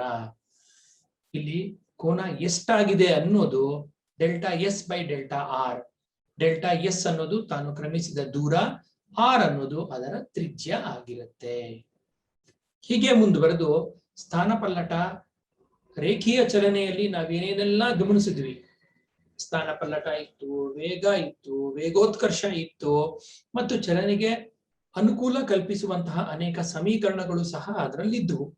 ಹಾಗೆಯೇ ಸಹ ಇದು ಒಂದು ರೀತಿಯ ಚಲನೆ ಆಗಿರೋದ್ರಿಂದ ಇಲ್ಲೂ ಸಹ ಅನೇಕ ವೇರಿಯಬಲ್ ಫ್ಯಾಕ್ಟರ್ಸ್ ನಾವು ಕನ್ಸಿಡರ್ ಮಾಡಬಹುದು. ಅದರಲ್ಲಿ ಕೋನೀಯ ವೇಗ, ವೇಗ ಅನ್ನೋದೇನು ನಮಗೆ ಗೊತ್ತಿದೆ, ಚಲಿಸಿದ ದೂರ ಡಿವೈಡೆಡ್ ಬೈ ತೆಗೆದುಕೊಂಡ ಕಾಲ ಅಲ್ವಾ. ಇಲ್ಲಿ ಚಲಿಸಿದ ದೂರ ತಗೊಳ್ಳುವಾಗ ನಾವೇನ್ ಮಾಡ್ತೀವಿ, ಥೀಟಾ ಕೋನವನ್ನ ಪರಿಗಣಿಸ್ತೀವಿ ಮತ್ತು ಡಿಸ್ಪ್ಲೇಸ್ಮೆಂಟ್ಗೆ ಆಂಗ್ಯುಲರ್ ಇದು ವೆಲಾಸಿಟಿ,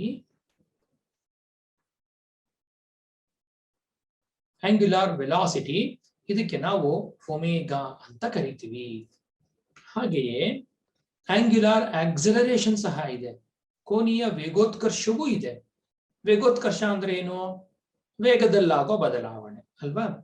W2 ಅನ್ನೋದು ಅಂತಿಮ ವೇಗ, W1 ಅನ್ನೋದು ಆರಂಭಿಕ ವೇಗ ಆಗಿರುವಾಗ ಇವೆರಡರ ನಡುವಿನ ವ್ಯತ್ಯಾಸ ಮತ್ತು ಅದರ ದರ ಅಂದ್ರೆ ಸಮಯ ತಗೊಂಡಾಗ ನಮಗೆ ಆಂಗ್ಯುಲಾರ್ ಆಕ್ಸಲರೇಷನ್ ಅಥವಾ ಕೋನೀಯ ವೇಗೋತ್ಕರ್ಷ ಪರಿಗಣನೆಗೆ ಸಿಗುತ್ತೆ. ಫ್ರೆಂಡ್ಸ್, ರೇಖೀಯ ಚಲನೆ ಹೇಗಿದೆ, ವೃತ್ತಿಯ ಚಲನೆಯನ್ನು ಹಾಗೆ ನಾವು ತುಲನಾತ್ಮಕವಾಗಿ ಗಮನಿಸಿದ್ದೇ ಆದ್ರೆ ಇಲ್ಲಿ ನಮಗೆ ಅನೇಕ ಸಾಮ್ಯತೆಗಳು ಮತ್ತು ವ್ಯತ್ಯಾಸಗಳು ಸಹ ಕಂಡು ಬರುತ್ತೆ. ಇವೆರಡನ್ನ ಪಕ್ಕ ಪಕ್ಕದಲ್ಲಿ ಬರ್ಕೊಂಡು ನೀವು ವ್ಯತ್ಯಾಸಗಳನ್ನ ಗುರುತಿಸುವಂತ ಕೆಲಸವನ್ನ ಪ್ರತ್ಯೇಕವಾಗಿ ಮಾಡಿ. ಅದು ನಿಮ್ಗೆ ಒಂದು ಒಳ್ಳೆ ಎಕ್ಸರ್ಸೈಸ್ ಆಗತ್ತೆ. ಹಾಗೆ ಈ ವೃತ್ತಿಯ ಚಲನೆಯಲ್ಲಿ ವಸ್ತುಗಳು ವೃತ್ತಾಕಾರದಲ್ಲಿ ಚಲಿಸೋದಿಕ್ಕೆ ಅನುಕೂಲ ಮಾಡಿಕೊಡುವಂಥದ್ದು ಏನು? ಈಗಾಗಲೇ ನಾವು ಗಮನಿಸಿದೀವಿ, ಬೋರ್ ನ ನಿಯಮ ಪ್ರಕಾರ ಒಂದು ಪರಮಾಣುವಿನಲ್ಲಿ ಎಲೆಕ್ಟ್ರಾನುಗಳು ನ್ಯೂಕ್ಲಿಯಸ್ನ ಸುತ್ತಾ ಇರುತ್ತೆ. ಆ ಸುತ್ತೋದಿಕ್ಕೆ ಅದಕ್ಕೆ ಬೇಕಾದಂತಹ ಶಕ್ತಿಯನ್ನ ನ್ಯೂಕ್ಲಿಯಸ್ ಕೊಡ್ತಾ ಇರುತ್ತೆ. ಹಾಗಾದ್ರೆ ಇಲ್ಲಿ ಕೆಲಸ ಮಾಡುವಂತ ಶಕ್ತಿ ಯಾವುದು? ಗುರುತ್ವ ಶಕ್ತಿ ಇಲ್ಲಿ ಕನ್ಸಿಡರೇಷನ್ ಬರುತ್ತಾ ಅಥವಾ ಬೇರೆ ಇನ್ಯಾವ ಶಕ್ತಿ ಇದೆ ಅನ್ನೋ ಒಂದು ಪ್ರಶ್ನೆ ಮಾಡಿದ್ರೆ ಇಲ್ಲಿರುವಂತಹದ್ದು ಕೇಂದ್ರ ಅಭಿಮುಖ ಬಲ ಅಥವಾ ಸೆಂಟ್ರಿಪೀಟಲ್ ಫೋರ್ಸ್. ಕೇಂದ್ರ ಅಭಿಮುಖ ಅಂದ್ರೆ ಕೇಂದ್ರದ ಕಡೆಗೆ ಇರುವಂತ ಬಲ. ಇದು ಕೇಂದ್ರದ ಕಡೆಗೆ ಈ ಬಲ ಯಾವ ಕಡೆ ಕೆಲಸ ಮಾಡುತ್ತೆ? ಕೇಂದ್ರದ ಕಡೆಗೆ ಕೆಲಸ ಮಾಡುತ್ತೆ. ಹಾಗಾಗಿ ಈ ಬಲಕ್ಕೆ ಸಮನಾದ ಮತ್ತು ವಿರುದ್ಧವಾದಂತಹ ಒಂದು ರಿಯಾಕ್ಷನ್ ಸಹ ಇದೆ, ಅದು ಕೇಂದ್ರಾಪಗಮನ. ಕೇಂದ್ರಾಪಗಮ ಬಲ ಅಲ್ಲ, ಅದು ಬಲದಂತೆ ಇರುವಂತಹ ಪ್ರತಿಕ್ರಿಯೆ. ಅದನ್ನ ಸೂಡೋ ಫೋರ್ಸ್ ಅಂತ ಕರಿತೀವಿ ಅಥವಾ ಫಾಲ್ಸ್ ಫೋರ್ಸ್, ಮಿಥ್ಯ ಬಲ ಅಂತ ಅದನ್ನ ಕರೀತಾರೆ. ಹಾಗಾಗಿ ಪ್ರತಿಕ್ರಿಯೆ ಅನ್ನೋದು ಅದಕ್ಕೆ ಕೇಂದ್ರಾಪಗಮ ಪ್ರತಿಕ್ರಿಯೆ ಅನ್ನೋದು ಅದಕ್ಕೆ ಸರಿಯಾದ ಪದ.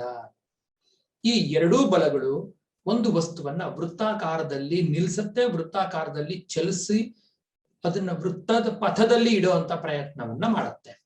ಹಾಗಾದ್ರೆ ಈ ಕೇಂದ್ರಾಭಿಮುಖ ಬಲ ಯಾವ ಯಾವ ಅಂಶಗಳನ್ನ ಅವಲಂಬಿಸಿದೆ? ಇದು ಕೇಂದ್ರ ಅಭಿಮುಖ ಬಲ ಅಂದಾಗ ಇದು ಫೋರ್ಸ್, ವಸ್ತುವಿನ ರಾಶಿ, ವಸ್ತು ಚಲಿಸ್ತಾ ಇರುವಂತ ವೇಗ ಮತ್ತು ವಸ್ತುವು ಯಾವ ಪಥದಲ್ಲಿ ಚಲಿಸ್ತಾ ಇದೆ ಅದರ ತ್ರಿಜ್ಯ. ಈ ಮೂರರ ಮೇಲೆ ಕೇಂದ್ರ ಅಭಿಮುಖ ಬಲ ನಿಂತಿದೆ. ನೋಡಿ, ಕೇಂದ್ರದಿಂದ ದೂರ ಆಗ್ತಾ ಇದ್ದ ಹಾಗೆ, ತ್ರಿಜ್ಯ ದೊಡ್ಡದಾಗ್ತಾ ಇದ್ದ ಹಾಗೆ ಏನಾಯ್ತು? ಕೇಂದ್ರ ಅಭಿಮುಖ ಬಲ ಕಡಿಮೆ ಆಯಿತು.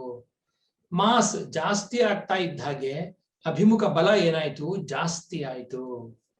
ಇದು ತುಂಬಾ ಇಂಪಾರ್ಟೆಂಟ್ ಪಾಯಿಂಟ್ ಫ್ರೆಂಡ್ಸ್. ಮಾಸ್ ಜಾಸ್ತಿ ಆಗ್ತಾ ಇದ್ದ ಹಾಗೆ ಅದ್ರ ಮೇಲೆ ಆಗುವಂತ ಫೋರ್ಸ್ ಸಹ ಜಾಸ್ತಿ. ಅದನ್ನೇ ನಾವು F=m⍵²r ಅಂತಾನೂ ಕರಿಬಹುದು. ಇದು ಮತ್ತೊಂದು ಇದೇ ಸೂತ್ರದ ಮತ್ತೊಂದು ರೂಪ. ಇದಿಷ್ಟು ಕೇಂದ್ರ ಅಭಿಮುಖ ಮತ್ತು ಕೇಂದ್ರಾಪಗಮ ಪ್ರತಿಕ್ರಿಯೆಯ ಇವೆರಡರ ವಿಚಾರ. ಇಲ್ಲಿ ಬರುವಂತದ್ದು ಒಂದೇ ಸೂತ್ರ, F=mv²r. ಫ್ರೆಂಡ್ಸ್, ಬನ್ನಿ ಈ ಕೇಂದ್ರ ಅಭಿಮುಖ ಬಲ ಮತ್ತು ಕೇಂದ್ರ ಅಪಗಮ ಇವು ನಮ್ಗೆ ಎಲ್ಲ ಅನುಕೂಲ ಕಲ್ಪಿಸಿದೆ ಅಂತ ನೋಡೋಣ. ಮನೆಗಳಲ್ಲಿ ಈಗಲೂ ಸಹ ತಾಯಂದ್ರೋ ಅಜ್ಜಿಯಂದ್ರೋ ಏನ್ ಮಾಡ್ತಾರೆ? ಮೊಸರನ್ನ ಕಡಿತಾರೆ. ಮೊಸರನ್ನ ಯಾಕಪ್ಪ ಕಡಿಬೇಕು ಅಂತಂದ್ರೆ, ಮೊಸರಿನಲ್ಲಿ ಸುತ್ತವಾಗಿ ಹರಡ್ಕೊಂಡಿರುವಂತ ಬೆಣ್ಣೆಯನ್ನ ಪ್ರತ್ಯೇಕ ಮಾಡಕ್ಕೆ. ಹಂಗ್ ಪ್ರತ್ಯೇಕ ಮಾಡಕ್ಕೆ ಕಡಿಯೋದು ಯಾಕೆ ಅಲ್ವಾ? ಹಂಗೇನ ಬಿಸಿ ಮಾಡ್ಬಿಟ್ರೆ ಏನಾದ್ರೂ ಮೊಸರಿಂದ ಬೆಣ್ಣೆ ದೂರ ಬಂದಿರೋದ? ಖಂಡಿತ ಇಲ್ಲ. ಇಲ್ಲಿ ಎರಡು ವಿಚಾರಗಳನ್ನ ಗಮನಿಸ್ಬೇಕು. ಇಲ್ಲಿ ಮೊಸರು ಮತ್ತು ಬೆಣ್ಣೆ ಅಥವಾ ಮಜ್ಜಿಗೆ ಮತ್ತು ಬೆಣ್ಣೆ ಇವೆರಡರ ಸಾಂದ್ರತೆಗಳು ಬೇರೆ ಬೇರೆ. ಬೆಣ್ಣೆ ಮೊಸರು ಅಥವಾ ಮಜ್ಜಿಗೆಗಿಂತ ಹಗುರ. ಹಾಗಾಗಿ ಇಲ್ಲಿ ಏನಾಗ್ತಾ ಇರುತ್ತೆ, ಮೊಸರನ್ನ ನೀವು ಜೋರಾಗಿ ಕಡದಾಗ ಅಲ್ಲಿ ವೃತ್ತೀಯ ಚಲನೆ ಉಂಟಾಯ್ತು. ವೃತ್ತೀಯ ಚಲನೆಯಲ್ಲಿ F=mv²r ಅನ್ನೋದ್ರ ಬಗ್ಗೆ ನಾನು ಈಗಾಗಲೇ ನಿಮ್ಗೆ ಹೇಳಿದ್ದೀನಿ. ಯಾವುದರ ಮಾಸ್ ಅಂದ್ರೆ ರಾಶಿ ಜಾಸ್ತಿ ಇರುತ್ತೆ ಅದು ಹೆಚ್ಚು ಬಲಕ್ಕೆ ಒತ್ತಡಕ್ಕೆ ಒಳಗಾಗತ್ತೆ. ಹಾಗಾಗಿ ಇದನ್ನ ನೀವು ಪ್ರತ್ಯೇಕವಾಗಿ ಕಡಿತಾ ಹೋಗ್ತಾ ಇದ್ದ ಹಾಗೇನೆ ಹಗುರವಾಗಿರೋ ಪದಾರ್ಥ ಮತ್ತು ಭಾರವಾಗಿರೋ ಪದಾರ್ಥ ಎರಡು ಪ್ರತ್ಯೇಕ ಆಗತ್ತೆ. ಆದ್ದರಿಂದ ಮೊಸರಲ್ಲಿ ಒಳಗಡೆ ಲೀನವಾಗಿರುವಂತಹ ಬೆಣ್ಣೆ ನಿಧಾನವಾಗಿ ಒಂದು ಭಾಗಕ್ಕೆ ಶೇಖರಣೆಗೆ ಶುರುವಾಗುತ್ತೆ. ಸೆಂಟ್ರಿಫ್ಯೂಗಲ್ಸ್ ಅಥವಾ ಸೆಂಟ್ರಿಫ್ಯೂಜ್ ಅನ್ನೋದು ಇದೇ ಕೆಲಸ ಮಾಡುವಂಥದ್ದು. ಇಲ್ಲೂ ಅಷ್ಟೇ ಏನ್ ಮಾಡ್ತಾರೆ, ಇನ್ನೊಂದೆರಡು ಉದಾಹರಣೆಗಳನ್ನು ನೋಡೋಣ. ಈಗಾಗಲೇ ನಾವು ನಮ್ಮ ಚರ್ಚೆಯನ್ನ ಒಂದು ಕಾರಿನ ಮೂಲಕ ಪ್ರಾರಂಭ ಮಾಡಿದ್ವಿ. ಕಾರ್ ಮತ್ತು ಕರ್ವ್ಗಳ ಸಂಬಂಧ ಏನಪ್ಪಾ ಅಂತ. ಮೊದಲ ಸಂಬಂಧ, ಯಾವುದೇ ತರಹದ ಬೆಟ್ಟಕ್ಕೆ ದಾರಿಯನ್ನ ಹಾಕುವಾಗ ಅದನ್ನೇನ್ ಮಾಡಿರ್ತಾರೆ, ಒಂದು ವೆಡ್ಜ್ ರೂಪದಲ್ಲಿ, ಒಂದು ಇನ್ಕ್ಲೈನ್ಡ್ ಪ್ಲೇನ್ ರೂಪದಲ್ಲಿ ದಾರಿಯನ್ನ ಹಾಕಿರ್ತಾರೆ.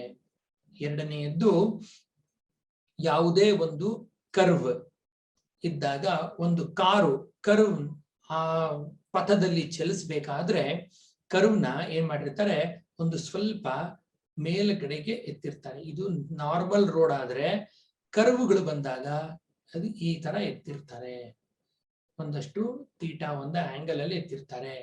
ಇದನ್ನ ನಾವು ಬ್ಯಾಂಕಿಂಗ್ ಆಫ್ ರೋಡ್ಸ್ ಅಂತ ಕರಿತೀವಿ.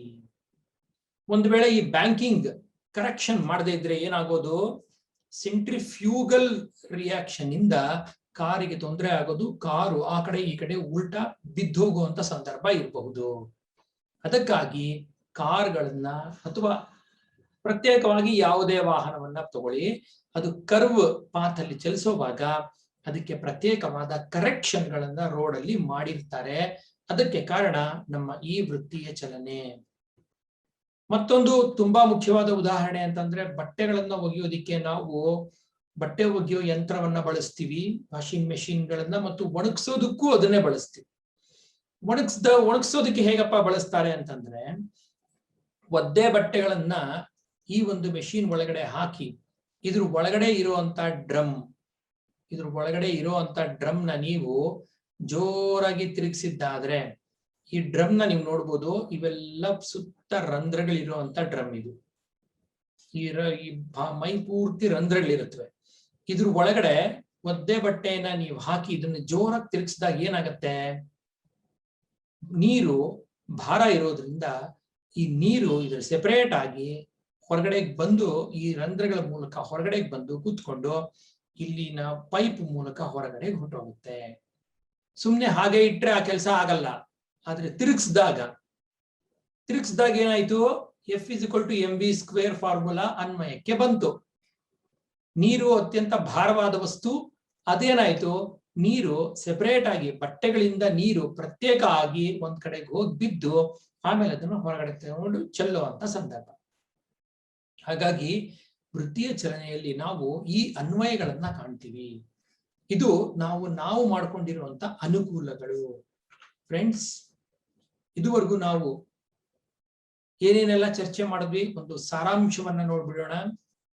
ಮೊದಲನೇದಾಗಿ ಕೆಪ್ಲರ್ನ ನಿಯಮಗಳು, 3 ನಿಯಮಗಳನ್ನ ನೋಡಿದ್ವಿ. ಲಾ ಆಫ್ ಎಲಿಪ್ಸಸ್, ಆಮೇಲೆ ಲಾ ಆಫ್ ಹಾರ್ಮೋನಿಕ್ಸ್ ಮತ್ತು ಲಾ ಆಫ್ ಪೀರಿಯಡ್, ಈ 3 ನೋಡಿದ್ವಿ. ಎರಡನೇದು ಸರಳ ಯಂತ್ರಗಳು. ತುಂಬಾ ಮುಖ್ಯವಾಗಿರುವಂತ 6 ಸರಳ ಯಂತ್ರಗಳ ಬಗ್ಗೆ ನಾವು ಚರ್ಚೆ ಮಾಡಿದ್ವಿ ಮತ್ತು ಅದಕ್ಕೆ ಉದಾಹರಣೆಗಳನ್ನ ಲಿಸ್ಟ್ ಮಾಡಿದ್ದೀವಿ ಅಲ್ವಾ, ಮತ್ತು ಅದರ ಅನ್ವಯಗಳನ್ನ ಕುರಿತು ಸಾಕಷ್ಟು ಚರ್ಚೆಯನ್ನು ಮಾಡಿದ್ದೀವಿ. ವೃತ್ತಿಯ ಚಲನೆ, ಇಲ್ಲಿ ವಸ್ತುಗಳು ಒಂದು ವೃತ್ತದ ಪಥದಲ್ಲಿ ಚಲಿಸುವಾಗ ಯಾವ ಯಾವ ಅಂಶಗಳು ಗಮನಕ್ಕೆ ಬರುತ್ತೆ ಮತ್ತು ವೃತ್ತಿಯ ಚಲನೆ ಯಾವ ಯಾವ ಅಂಶಗಳನ್ನ ಅವಲಂಬಿಸಿದೆ, ವೃತ್ತಿಯ ಚಲನೆಯಿಂದ ನಾವು ಮಾಡಿಕೊಂಡಿರುವಂತಹ ಅನ್ವಯಗಳು ಮತ್ತು ಉಪಯೋಗಗಳು ಮತ್ತು ಅನುಕೂಲಗಳು ಅಲ್ವಾ, ಇದ್ರ ಬಗ್ಗೆ ಎಲ್ಲ ಒಂದು ಸಣ್ಣ ಬೆಳಕನ್ನ ಚೆಲ್ಲಿದ್ದೀನಿ ಅಂತ ನಾನು ಅನ್ಕೊಂಡಿದ್ದೀನಿ. ಇದ್ರ ಮೇಲೆ ಇನ್ನೂ ಒಂದಷ್ಟು ಹೊಸ ಹೊಸ ವಿಚಾರಗಳನ್ನ ನೀವು ಸಹ ಚರ್ಚೆ ಮಾಡಿ, ಬೇರೆ ಪುಸ್ತಕಗಳು, ಬೇರೆ ಬೇರೆ ವೆಬ್ಸೈಟ್ಗಳಿಂದ ನೀವು ತಗೊಳ್ಳಿ, ಎನ್ರಿಚ್ ಆಗಿ. ಮತ್ತು ನಮ್ಮ ಮುಂದಿನ ಸೆಷನ್ಗೂ ಸಹ ನೀವು ಕಾಯಲೇಬೇಕು. ವಾಟ್ ನೆಕ್ಸ್ಟ್, ನಮ್ಮ ಮುಂದಿನ ಸೆಷನ್ ಏನೇನೆಲ್ಲ ಹೊಂದಿರುತ್ತೆ ನೋಡೋಣ ಬನ್ನಿ. ಮೊದಲನೇದಾಗಿ ಈ ವೃತ್ತಿಯ ಚಲನೆಯ ಮುಂದುವರೆದ ಭಾಗ ಇರುತ್ತೆ. ಇನ್ನೊಂದಷ್ಟು ಚರ್ಚೆ ಮಾಡೋಣ, ಇನ್ನೊಂದಷ್ಟು ಹೊಸ ಹೊಸ ಪ್ರಶ್ನೆಗಳನ್ನ ತಗೊಳ್ಳೋಣ.